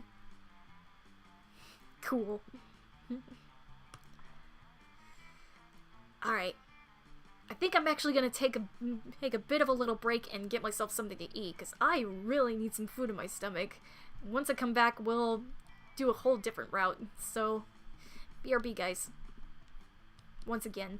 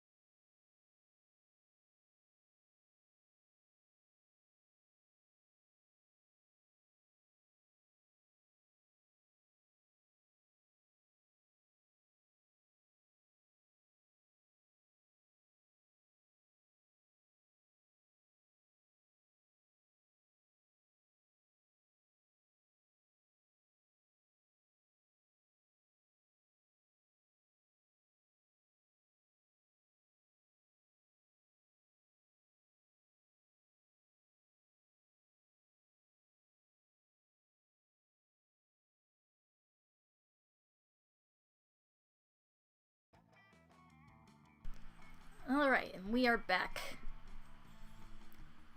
Had myself a bit of a sandwich before we get started. Let me just adjust the volume a bit so that way you guys could hear it even more. There, that should be much better. Not the highest, but at least you should be able to hear it.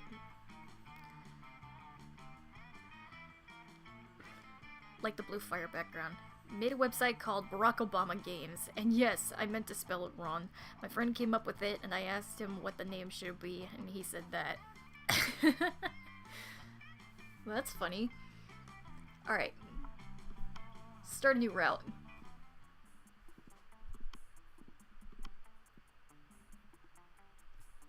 Skip that. Beep. Cursor.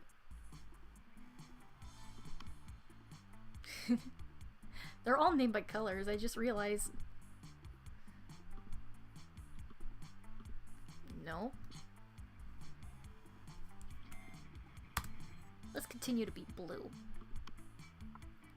No.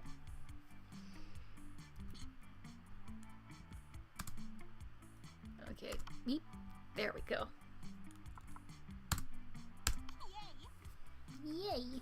Back to gaming. Yep.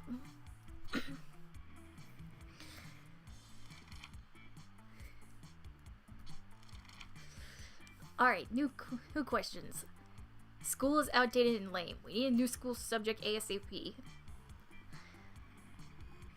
How to correctly punch a crocodile without terrible consequences. Critical thought. I mean, damn, this country could really use a subject like that had in schools. Turning people into your puppets through emotional warfare and deception. Could use more critical thought. So smart. Be a visionary that will... Hold on. Be a visionary that... Be a visionary. What will the next big social media craze be? Bullshit. It's your regular social market, but each time someone shares news that isn't supported by real facts, they are taxed. And the money goes to the people exposed to that bullshit. Greek agoras. Like literal Greek agoras, reinstated in our cities, places where philosophy and arts are discussed by the greater minds. That's social media I want to log into. Robert. From now on, a socially awkward guy named Robert will do everything he commands to do through the app and its every users.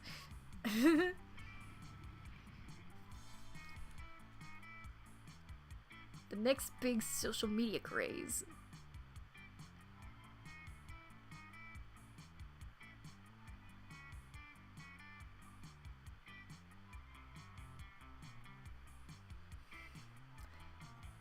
I mean, in terms of how social media is nowadays, everything they look up is bullshit. So wealthy. If you were an ice cream, which flavor would you be? Meat, success, tequila and Coke, rainbows and gummy bears, double cream de la Gurugi with meringues, or spicy chocolate? No, chocolate on fire.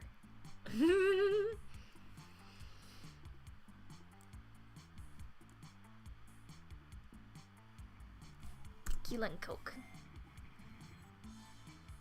I think I'm gonna go for Polly's route.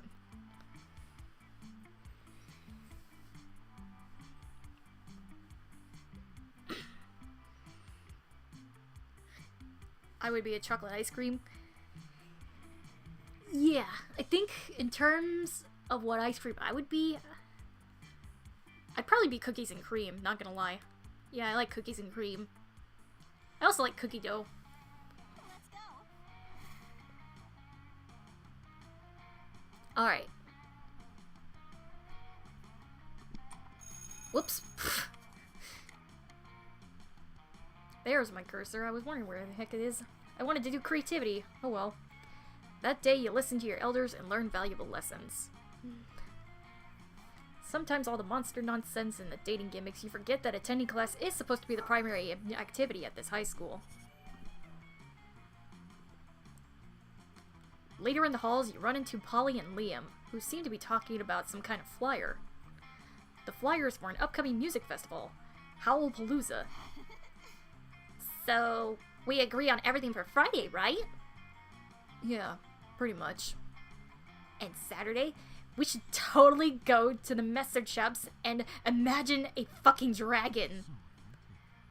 Sure, those bands are great, but then at 3 a.m., I want to check out that guy at the parking lot who just makes a coca funny for 2 hours.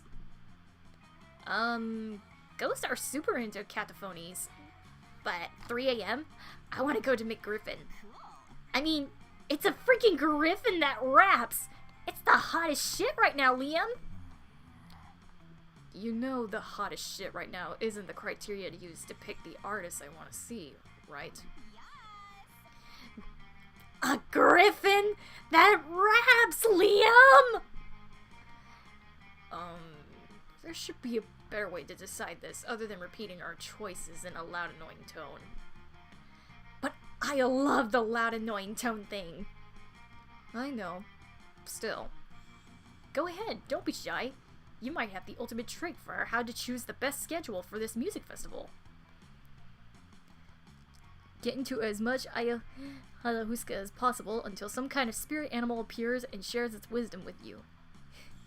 Don't fight over this. The one who wins will get to see their artist live for an hour or two, but the one who loses will get to bitch about it until the end of time. Why not? Oh, boo. What a rookie mistake. I know the feeling. You think ayahuasca can solve any dispute. And don't get me wrong, it does, but it also defeats the whole point.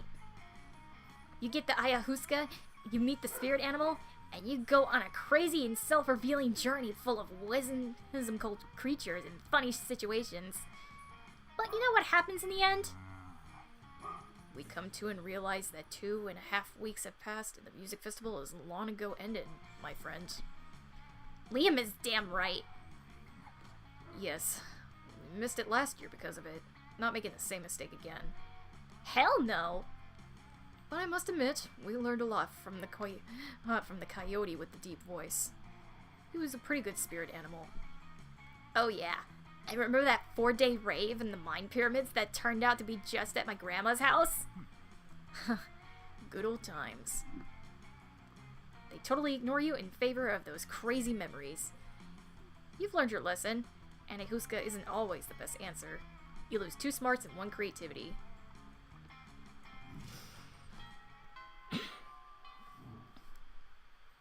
Let's go. Yeet. When you arrive at their table, you find that Polly and Liam aren't eating, so they're just taking pictures of their food. Welcome to the do not need to eat, so we just take a dope food pic zone, baby! We believe that food, like heavy construction machinery, should be seen and not taste. Yeah, I mean, have you ever tasted heavy construction machinery? Have you? I don't know. Maybe. My weekends are usually kind of a blur. Like last Saturday. There will be plenty of time to chronicle your sexploits later, Polly. Right now, we need to focus on these food pics. While Liam and Polly are busy bantering, you are busy arranging a dope food pic of your own. And now to complete your masterpiece. A food pic, but instead of food, it's just a bottle of whiskey with ketchup on it. A food pic of Liam taking a food pic. So meta. Whiskey and ketchup. Oh my god, yes! I love liquid lunch! Wait, but you don't eat or drink. That's why I allowed you on my extremely cool food pic table. How do you even drink liquor? Duh! I make an alive person drink it, and then I process them and suck the drunkenness out of them. Obviously. I suppose that's not too terribly dissimilar to how I get drunk, but why? Why put ketchup on the whiskey bottle? So it counts as food? You can't just drink a bottle of whiskey without ketchup on it for lunch. That wouldn't be a meal. Can't argue with that logic. Or do you want to? Because then, how would you justify getting drunk at lunchtime?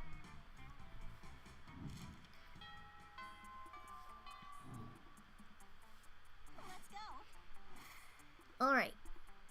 Creativity. Go to the auditorium. That day, while rehearsing for the class play, as though the muses themselves have descended to give you figurative oral sex. Your performance is intense and inspiring. It will be remembered for generations, which is pretty rad by high school play standards. Gain 2 creativity. Suddenly, a chill runs through you, as if the very fabric of reality is in danger. Scanning your surroundings, you quickly discover the reason for the feeling. Polly and Damien are together, and they're bored. Damien? Damien? Damien! What? Must have fallen asleep for a second because nothing is on fire. I know, right? Nothing crazy has happened in the last 47 minutes and I'm dead. I mean, I'm literally actually dead. But I am dead because of how bored I am. What if we just... Oh, fuck, I'm so bored. I can't even think of something to do to not be bored. No! Help us! Somebody please cause a sexy problem!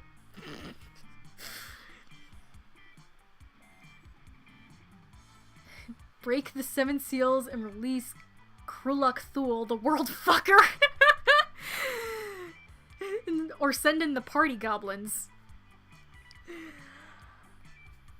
Oh god. This game, I swear.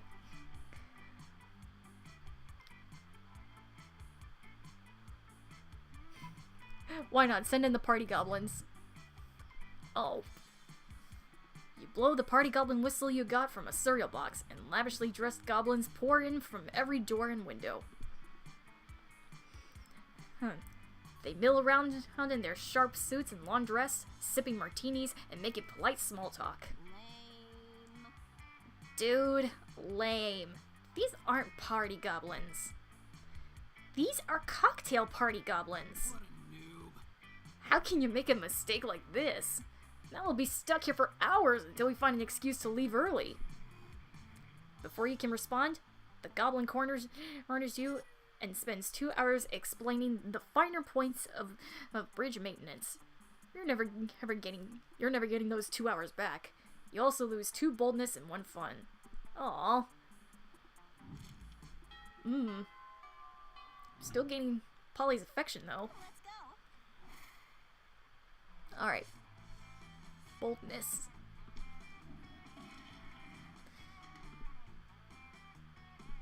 Seen this before? Later, you see Polly floating around, her ghostly glow less ghastly than usual. Oh hey, Blue! I'm just hovering a little low today. Everyone seems so hyped about love, and I love being hyped, but I'm not really sure how this love thing works, you know? I thought I was in love once. I met a beautiful girl at a party and felt this strange magic. My temperature rose. I felt even floatier than usual, and everything was so bright and beautiful. I was ecstatic!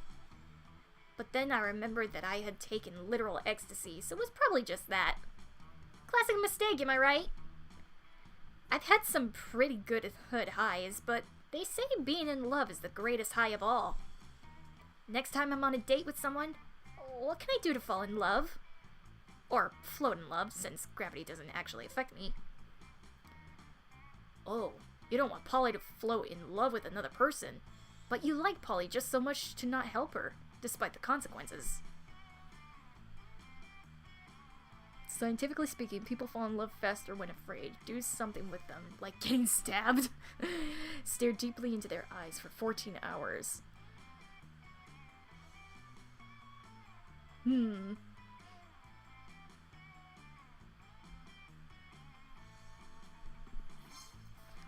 OMG, Gee, great point. I love science. I mean, I don't, but I love it when it gets me drugs or gets me laid. Loved. Not laid. Loved. In love. With that, Polly disappears, literally to begin her quest for the terror that is love.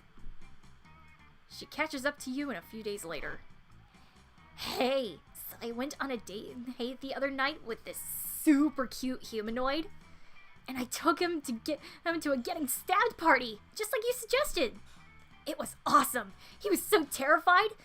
It was like each time a knife entered him, he got more scared and more in love with me. And then the day continued because he bled out and died and became a ghost, so we had even more in common. Like, I'm over it now, obviously, but I'm pretty sure I was in love for like 15 whole minutes. Next time, I'm gonna try and work my way up to 25. Polly? In love for 25 minutes? Maybe the next time it'll be with you. Maybe you'll even make it to 50 minutes, or eternity. Either way, you've opened Polly's heart, metaphorically, to love, and gained 2 charm and 1 smarts in the process. Yep, stream bots. They're everywhere. Let me just block that. Alright, let's continue.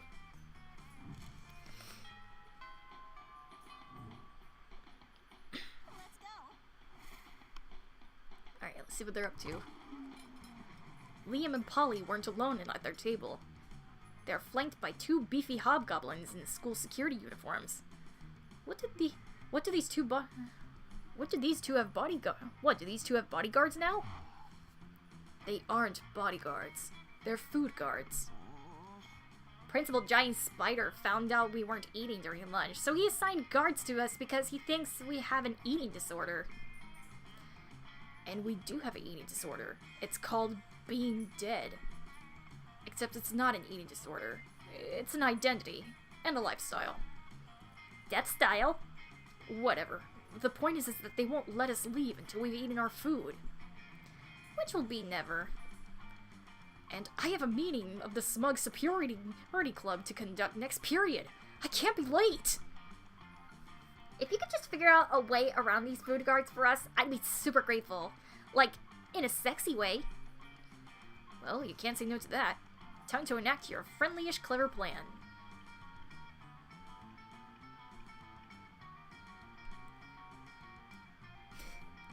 Dump all of Polly's food onto Liam's plate. With all the deftness and raw sexuality of Indiana Jones, you empty Polly's food onto Liam's plate. And his lap. Ah! Stop that! It's too much food! I can't even artfully arrange it for a decent food pick! Meanwhile, I seem to have eaten 100% of the food on my plate, no problem. Nothing to see here! Luckily for you, and Polly, the hobgoblins are complete idiots with no objective permanence. They instantly believe Polly's lie. You traitors!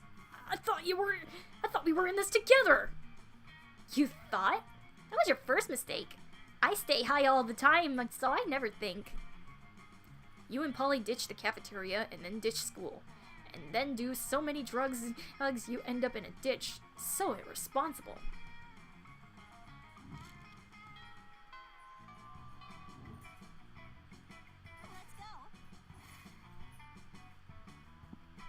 Some fun.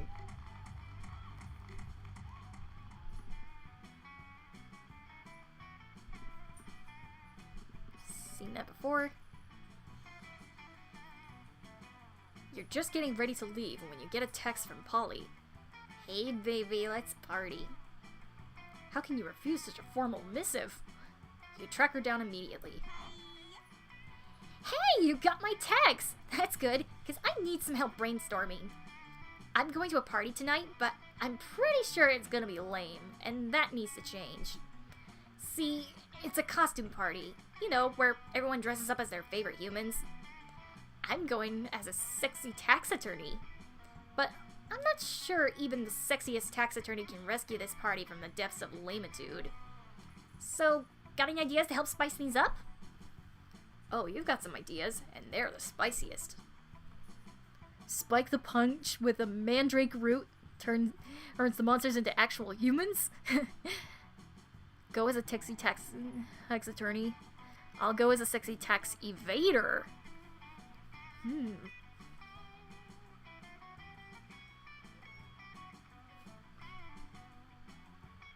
Let's try that. Later that night at the party. This is nuts! Look at all these humans in human costumes! Georgina, the party owlbear, totally is turned into a sumo wrestler. And Larry the Lich looks exactly like former United States President Abraham Lincoln. Oh, Larry doesn't just look like Lincoln. He is Lincoln. He has all of Lincoln's memories up to the moment of his death. Oh god, we actually have Lincoln in there? That's funny. A lich that's straight up Abraham Lincoln. That Every newly transformed human at the party comes complete with a full lifetime of memories. A childhood, family, friends. They have no recollection of their lives as a monster, and are all currently going insane from the cognitive dissonance. Manny the Manticore just turned into a retired cop who's screaming for his estranged wife and 2 sons. Pranked! In about 4 hours, all of these newly created people will revert to their previous forms, essentially murdering these new identities. Lol. In the meantime, you and Polly have a great time scaring the shit out of actual humans and streaming it online. You'll gain 2 creativity and 1 fun. Yay!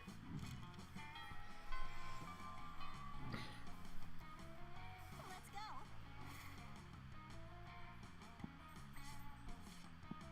Bold. What's up? Shouldn't you be out there trying to romance a classmate or something? Anyway, welcome.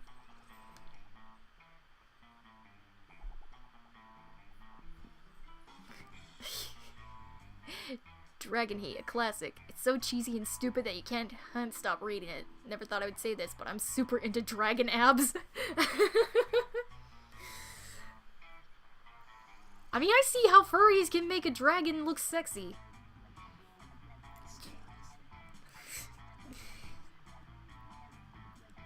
I mean, I'm an artist, can you blame me? Why not? And remember, the first rule of the Shop Hop Club, no refunds.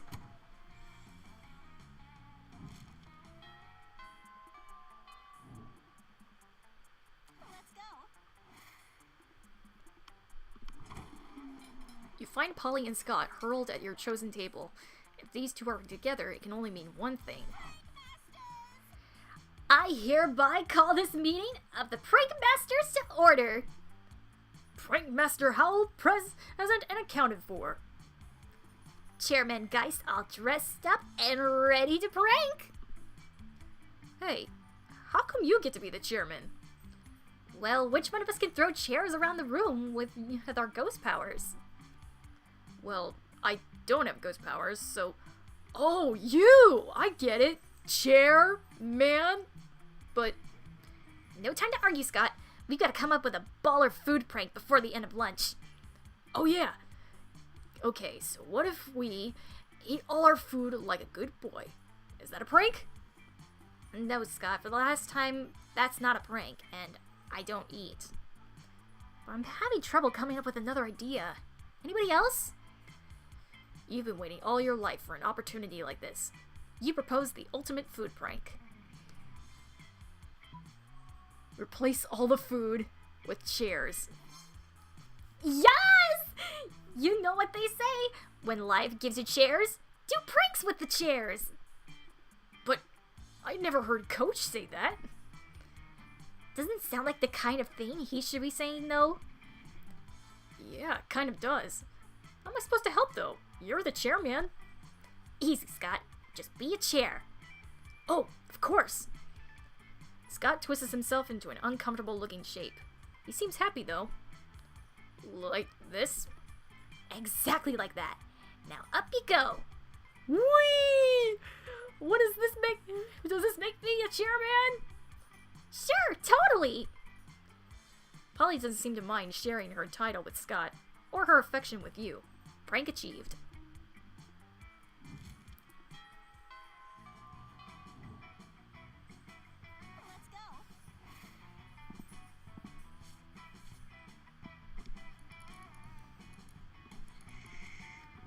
Get the Bitcoin.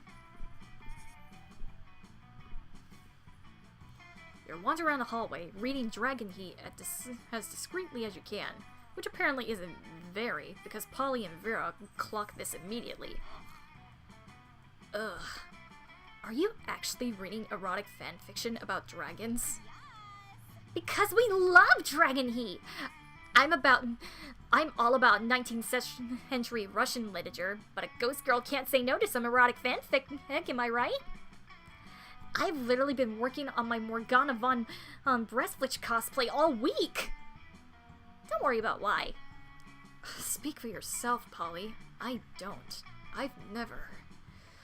Okay, fine, I'm gonna read Dragon Heat, but don't go around just telling people. Psh, we're clearly safe with her.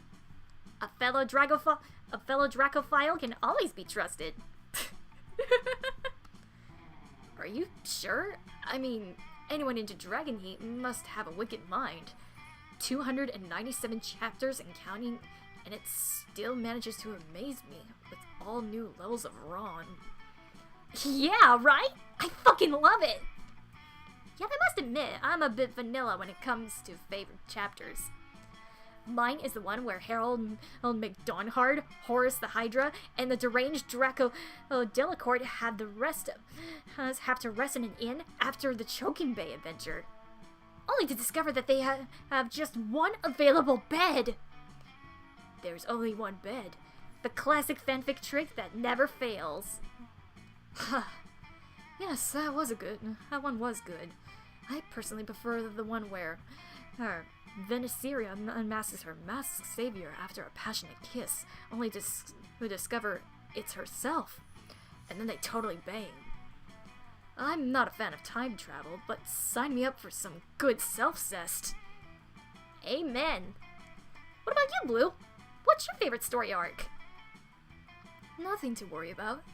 You'll just be revealing your inner kinks to us. No pressure.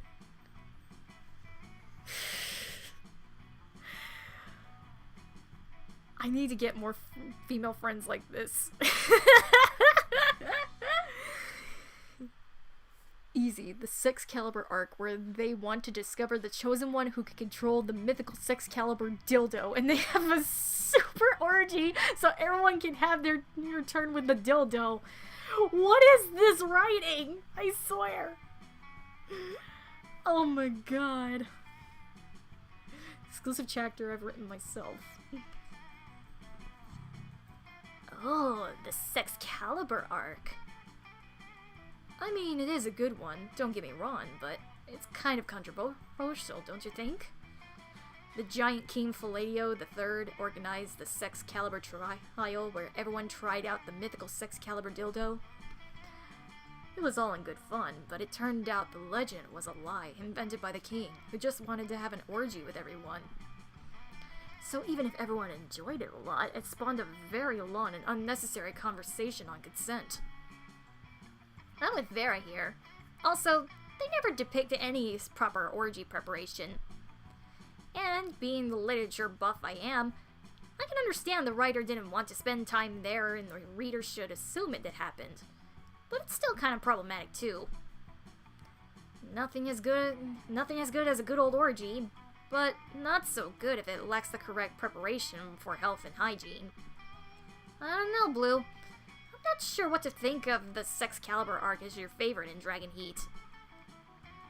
We can assume she just wanted to play cool and edgy to impress us, and she failed.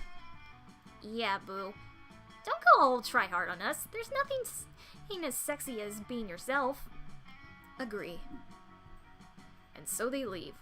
Well, you failed that one. Kind of difficult not to try too hard when romancing them, since this is technically a dating sim. Still, you lose 2 charm and 1 boldness. Let's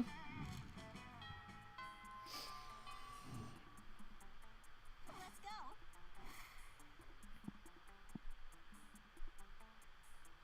Get more money. Alright. You notice Polly staring at an open text document deep in thought. You tap her on the shoulder and ask her why she's staring at a list of hard drugs and sex positions. This is my resume! But I don't think it's finished yet.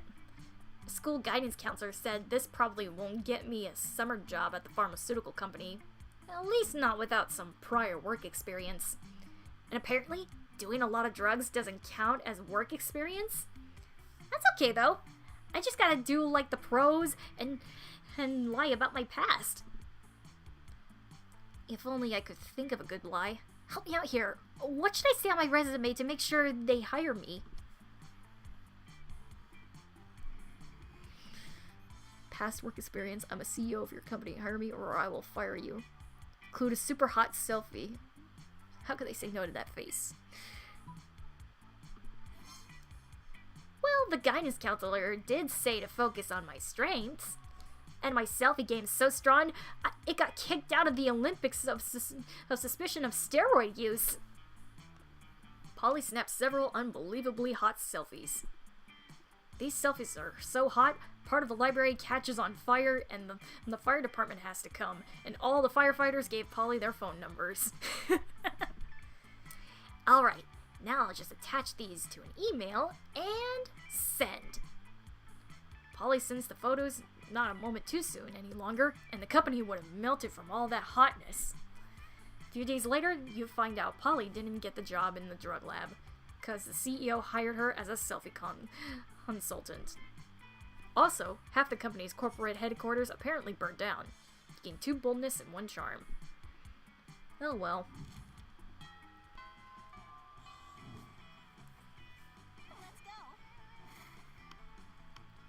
Checking with Liam again. You find Polly and Liam not eating, as usual. You know, because they're undead. You know, the food in this cafeteria really is atrocious. It's hardly even worthy of my momentagram. What? I don't even eat the food. See? This is exactly what I mean. We could do so much better than these superb culinary abortions. Oh, I see what you mean. You mean the 2 of us should have a cook-off? What? No. Did you say something? I'm not listening because I'm so psyched up about this cook-off. At no point did I agree to... I've got a huge advantage though, because I've cooked so many drugs.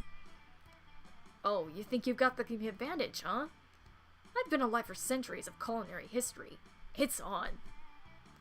The 2 of them dash into the kitchen, ignoring all the rules of law, school, and common decency as they commence cooking. 2 celebrity chefs judged appear to critique the challengers. I think they're both equally horrible, says the cruel British judge. I think they're both equally marvelous, says the overly nice British judge. Both judges turn to you. What do you think, tiebreaker judge? Whose meal truly is the cat's pajamas? Liam's because I think that glass jar of fresh human blood really goes with the parsley he sprinkled on top. Polly's because she literally just made a pair of pajamas for cats. What? Unbelievable! It's not even food! What? What isn't even food? That pile of yarn you're knitting in that frying pan. It's clearly a set of pajamas for cats. Oh, it was supposed to be food? Sorry, I forgot what we were doing. Yes, it was supposed to be food, and yours obviously isn't. Oh yeah? Then how come it won the food contest, huh? Well, because... Yeah, that's what I thought. I'll catch you later. I gotta go find a cat to put these pajamas on. Later, you run into Polly again, and she lets you pet her kitty. If you know what we mean. It means you get to pet the cat he put the pajamas on. What do you think it meant?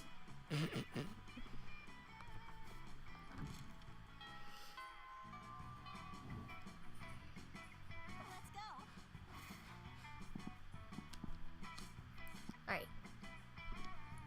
Get a bit more money, just because why not?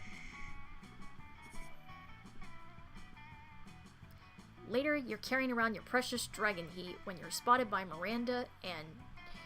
Damien? Wow, dragon heat! I love it! Also, you may not know about how this Damien just by looking at him, but it turns out that he too is a hopeless romantic at heart.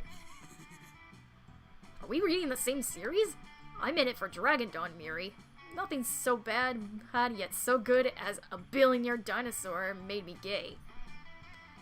Damien, you are being utterly foul. Don't profane the deep emotional connection between Harold McDonhard and Diva Galentia. Deep emotional connection? Is that why the latest chapter ends with Harold finally boning Diva, and then she wakes up to find him gone? The cliffhanger must be entirely misleading. People simply don't abuse each other's love and trust that way. I worry about you, Miri. I really, really do. I just desperately want to know what happens next in Dragon Heat. Do you think Harold is capable of being so mean-spirited? True art imitates life. Let's look at Damien's sexy messages to see what he's capable of, shall we? Harold may not be a scoundrel, but love is alive and well. Let me take both of you to the greatest three-way first date ever to prove it.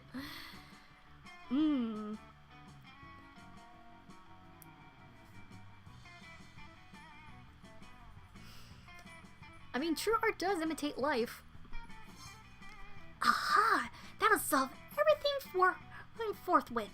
Real-life logic applied to fictional circumstances always clears things up. No, wait, don't! Too late. Miranda snatches Damien's phone, and using some kind of mer magic, she was able to unlock it and open a horny dating app. Trademark. Why, Damien! The things you're saying to these people. No! They're beautiful! Never in my life I've read such a heartfelt, soul-wrenching expression of deep love. I mean, a sonnet based on each person's username? Beautiful! I can only hope that one day someone will treat me with the same affection that you showed to those you court online. That's not me! A lame-ass poet hacked my account because of reasons! Yeah, that's what happened. There's nothing to be ashamed of, Damien. This is beautiful, and being so vulnerable takes courage. Fine, okay. I think love is metal, but fuck. Getting vulnerable unsettles me fucking big time. And yeah, I fucking think McDonhard truly loves Godiva, and so he might have a good reason for his sudden disappearance. I know, right? I knew he couldn't be mean-spirited, and I knew you couldn't either, Damien. Doesn't it feel good to have shared your softer side? Fuck you, Miri. Fuck you hard. But yes. Huzzah! Yay! Everyone believes in love. The real question is, might they believe in love with you? That's the real cliffhanger here. Being two charms and one boldness.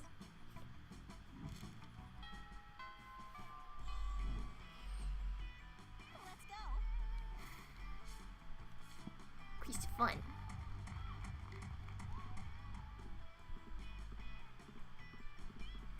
Seen this one before? You notice Polly and Scott on the lawn doing something? Polly is doing determinedly on a hula hoop, while Scott slowly covers himself in sunglasses. Despite your better judgment, you ask what they are doing. Yoga, bro! What does it look like? Liam said we should practice some yoga in order to cleanse our bodies of all the drugs and sports. And I was like, sure, I'll try anything once. So here we are, doing yoga. Seems like a lot of work to look up yoga on the internet, so instead he just made an educated guess based on it. Actually, nothing. Oh man, what if we're doing this wrong? What if we're doing it wrong? Yeah, like, do you know anything about yoga? Do you have any tips on how to do yoga the best? Focused on deep, mindful breathing. Oh, great idea. Hold still, Scott. I'm gonna focus on your breathing. Polly shoves her head inside Scott's mouth, while Scott breathes as hard as he can. Is it working? Am I doing yoga yet? Polly doesn't say anything, but she gives Scott's dog breath two translucent translucent thumbs up. It feels good to do a good deed. You gain 2 smarts and 1 charm.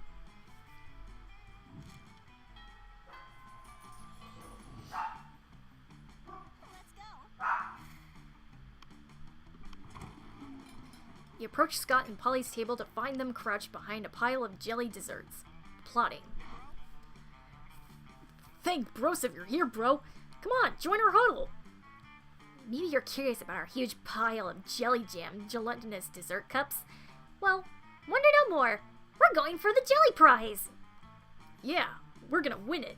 If we collect the foil cover of the 100 jelly desserts, we will be the lucky winners of 1 free jelly dessert! Ah! But right now we're stuck. We've only got 99. That means we need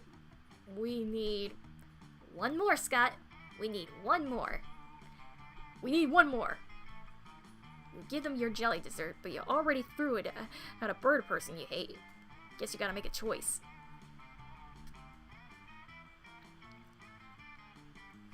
Steal the final jelly dessert from the jelly dessert factory, or make like a puppy dog and beg. All things are sweeter when achieved through pity. But isn't stealing wrong? No, Scott, that's a myth. Like hangovers in the afterlife. But if the afterlife isn't real, why are you a ghost? There's no time for metaphysics, Scott. We got a heist to plan. No! Coach says stealing is wrong! Unless you are stealing a ball, or a base, or victory from the jaws of defeat. Actually, it seems like sports is mostly about stealing. Well, that settles it. Time for stealing. 1 fake bus, 1 real woolly mammoth, and a brutal running gun battle later, you finally secure 1 illicit jelly cup, which you turn in along with your 99 other jelly cups for 1 free jelly cup. Scott is too upset by all the violence, so you split your free jelly cup with Polly. Worth it.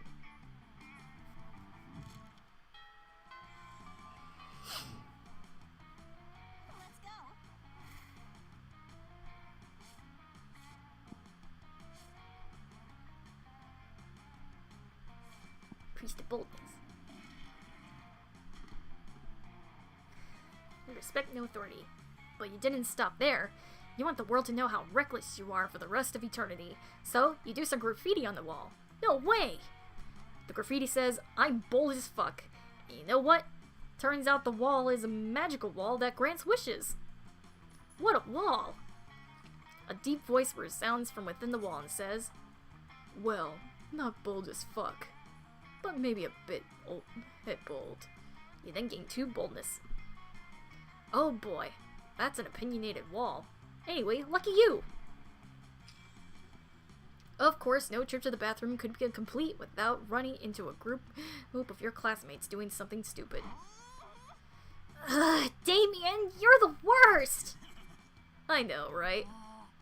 She means that in a bad way. Did you really have to set fire to our entire deck of cards?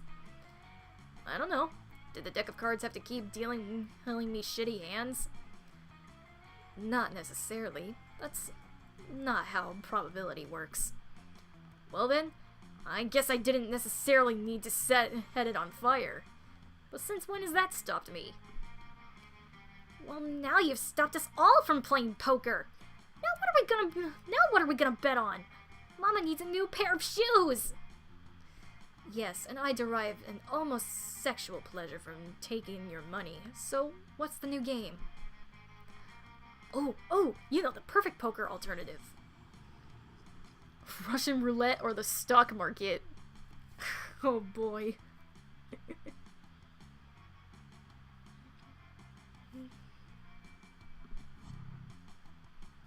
Oh yeah! Why didn't I think of that? That used to be my favorite game before I died. Even brought my own gun! Hell yes. I love firing guns at myself and others. But... Hey Vera, why don't you go first? But I don't really... What are you, chicken? Look, I'm tossing 50 money into the pot. Fine. Give me the gun. Okay, I'm I'm just gonna spin the chamber, and then... Vera suddenly points the gun at Damien and Polly, and shoots them both. But Damien's immune to bullets in our heads that aren't silver, and Polly's already dead, so the gunshots don't do much. What the hell? That's cheating! Cheating? There's only supposed to be one bullet in the gun. One bullet? What's the point of that?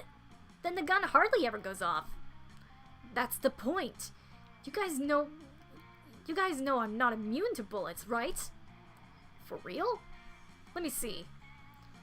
Damien tries to grab the gun from Vera and gets shot several more times for his trouble. You decide to leave before they remember this is your fault. Lose 2 fun and 1 smarts.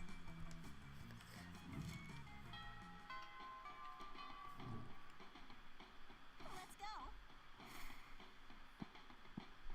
Some more fun.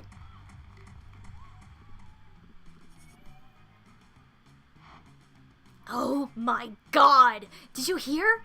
They finally invented a tattoo gun that works on ghosts! I'm totally gonna get one as soon as school lets out. Oh shit, we should definitely get matching tattoos. You wanna? Of course you do.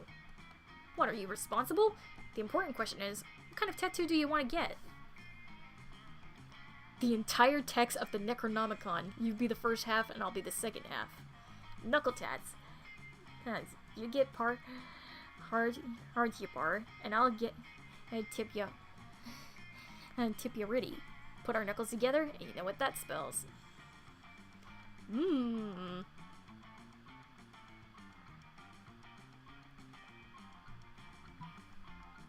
Party friends. Wait, you're telling me that between the two of us, we only get enough knuckles to spell party 3 times? That's not nearly enough times. Everyone knows the minimum number for party is 69. The problem here is so obvious, I can't believe I didn't notice it before. You don't have enough fingers. I'd be such a fool. Sorry, normal hands, but I'm off to find someone with more digits. Not only will that be useful for sweet knuckle tats, but it will also be good for other things. Like opening jars of pickles. Later, Dumpus! Later, you spot Polly hanging out with Lester Fingerbody, drawn to him and his body made entirely out of fingers. Lose 2 charm and 1 boldness. I'm not good at this, am I? Let's go.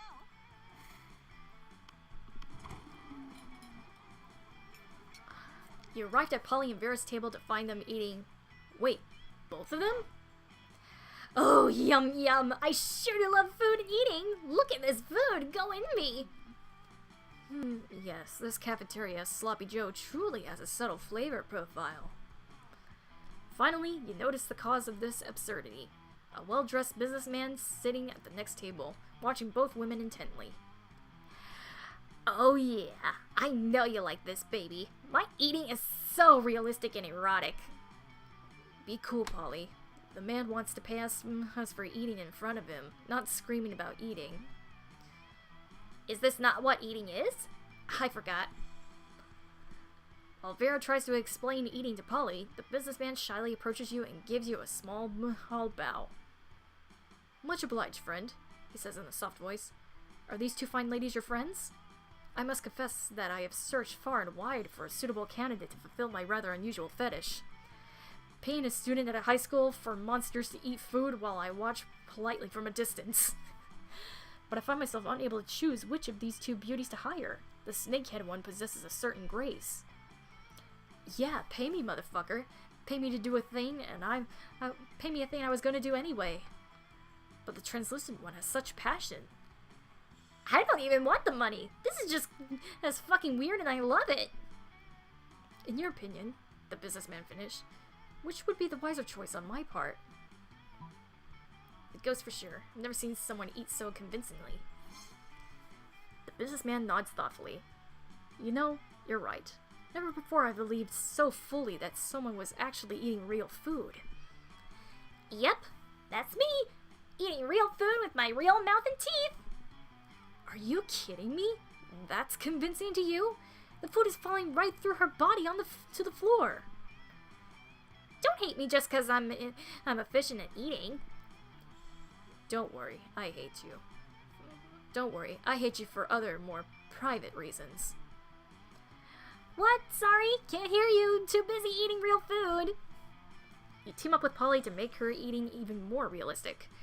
She passes her food through her body to you, and you eat it for her. It's pretty hot.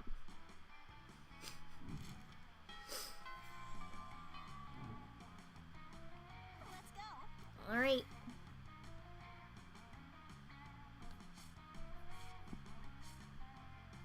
Increase my charm.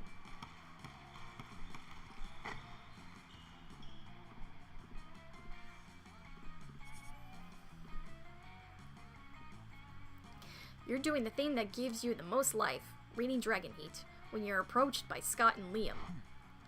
Aha! A fellow connoisseur of the Dracophilic arts.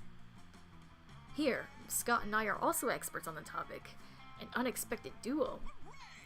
Yeah, Liam and I are fandom buddies. We love to discuss the things we love on our favorite stuff, wikis and forums. We're the best fandom buds. Even if we don't always agree, like with the Starco and Markapoo thing. Starco and Markapoo? Oh my god. They should have gone with Marky Moo. That would have been that would have been so... I guess that would be too obvious now that I think about it. Okay, let's be clear. I engage in passionate fandom conversations only as an ironic way of celebrating low culture, which I truly despised. Second, for the 100th time, after spending years in Hekapoo's dimension, Marco is now actually in his 30s, so it isn't right if he dates a 16-year-old girl. These details matter, Scott. Think on how wrong it would be for me in my 400 years to date people from the school if all of you were actually teenagers, instead of being more conveniently in your 20s. Anyway, enough meta discussion. Scott and I are here on a situation. If our opinions differ, we agree our opinions are superior in comparison with the rest of the strangers on the Dragon Heat Wiki.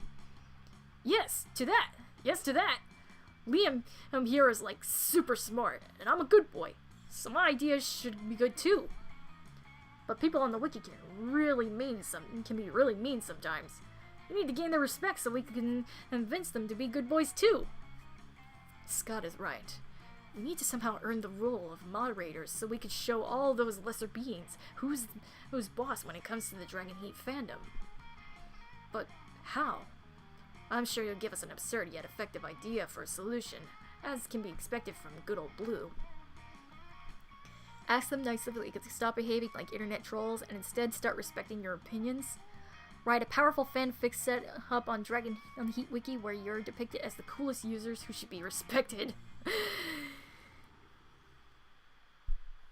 I mean, I've never really taken like much much hold about internet forums other than just like online forum stuff, but just know there are people out there, sometimes they just like to break the rules. I mean,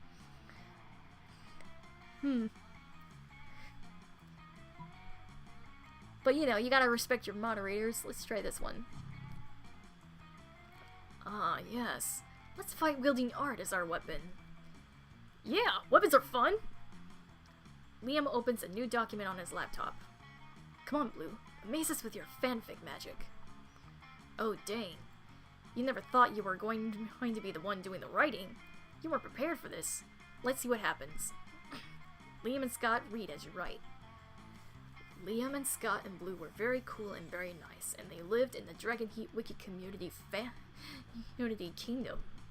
And they were so very cool and so very nice that everyone said, "Hey, Liam, Scott, and Blue are very cool and very nice. We should make Liam and Scott and Blue our monarchs." And so Liam and Scott and Blue were kings of the Dragon Heat Wiki community kingdom because they were the most very cool and most very nice in the kingdom. Then everyone became centaurs and they had centaur sex. Now you're just writing pages and pages of centaur sex? It's perfect, right, Liam? I like the part where she said the three of us were very cool and very nice. It's not perfect, Scott. Also, You can't use centaurification just cuz. Centaurification is a very delicate fanfic tool that needs to be used under the right circumstances. I think Blue was just trying to fool us into reading her extremely dirty centaurification fic. So not cool. Oh, she almost fooled me by saying that we were very cool and very nice. That was very not cool and very not nice. Very not cool and not very not nice indeed, my dear Scott. Why do you always have to turn into centaurification when an anxiety writing? Well, at least you got them to read your extremely dirty centaurification fic. Still, you lose 2 charm and 1 creativity. Let me get a drink real quick.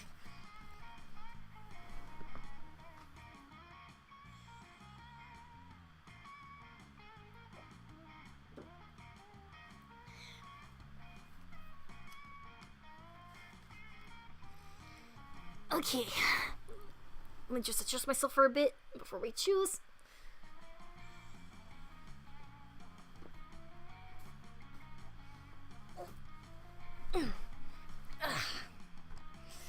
Alright, moment of truth. I mean, we did kind of had some, like, hiccups here and there. Let's just see what she thinks of us. Ask Polly to prom.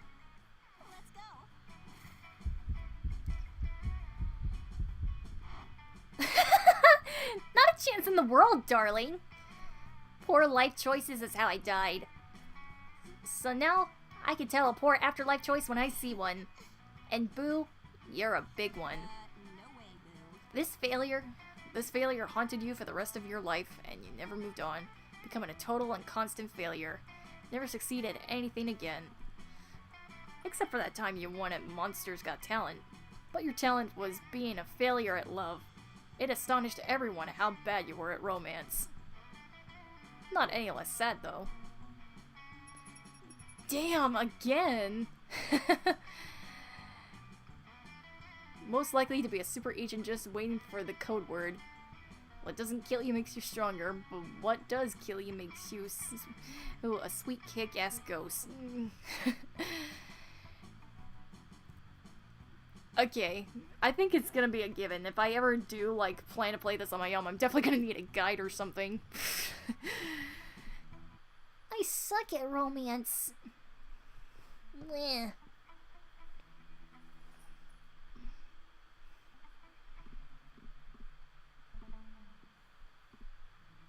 Scott and Polly started attending yoga classes. They were highly underwhelmed by the real thing. Liam honed his most admirable skills and got a job with it. He now designs monument-gram filters.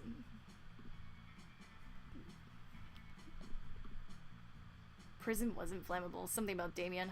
Can't believe I skipped that.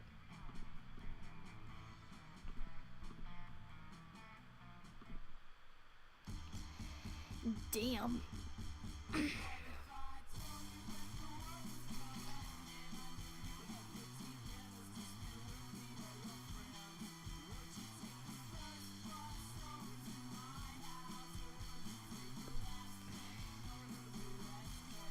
Kobe O'Brien. Jesse Cox. I feel like I've heard that name before.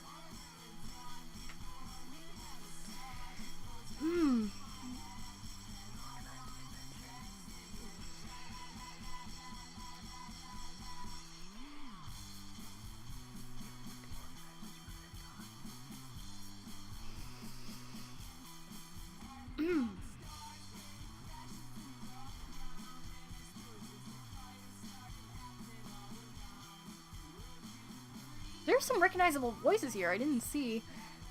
Apparently I saw Jacksepticeye as well.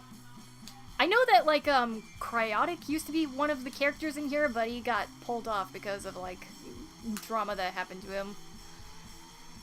Yeah. Pretty sad, actually. But yeah, I really enjoyed this so far, and I'm glad I at least got the chance to play it. I'll probably, like, play some more of this, like, off stream.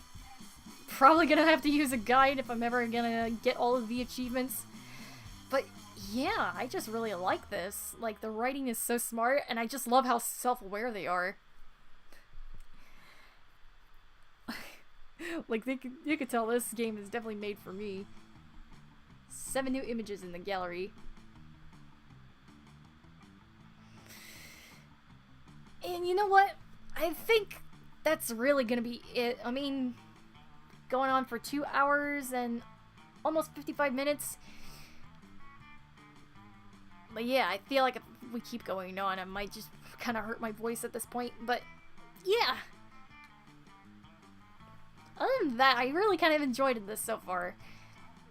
Even though I was very bad at trying to get a date. But I'll get one of these someday. Just not on stream. But thank you, everybody, for coming by. Next week, I will be playing... I'll either continue with more Puyo Puyo or do something else. And, I do have some other things I do have planned. In terms of content that I am making... excuse me. I am planning to do, more video-related stuff. I have yet to record for my first commentary, but I will be doing it at some point. As of now, I'm currently working on commissioned stuff. And some little bits of here and there for, like, personal stuff. Like, well, not really personal stuff. It's more like, I mean, it is personal stuff because it is my own art, but it's just, like, regular stuff, like, related to Dungeons and Dragons and, like, some other things. But, yeah, I do expect some new vids coming around soon. I don't know when they're gonna be made, but I am working on them. But, yeah, thank you, everybody, for at least taking the time to watch me play this. I probably could have done better with the reading and just formulating my words. If anything, I need to get back to reading in general, because, like, I don't know. I'm planning... I want to be smart again, damn it.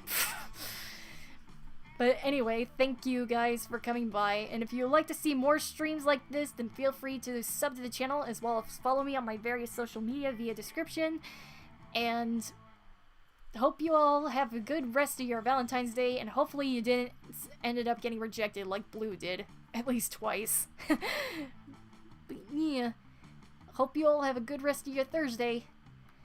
Bye-bye.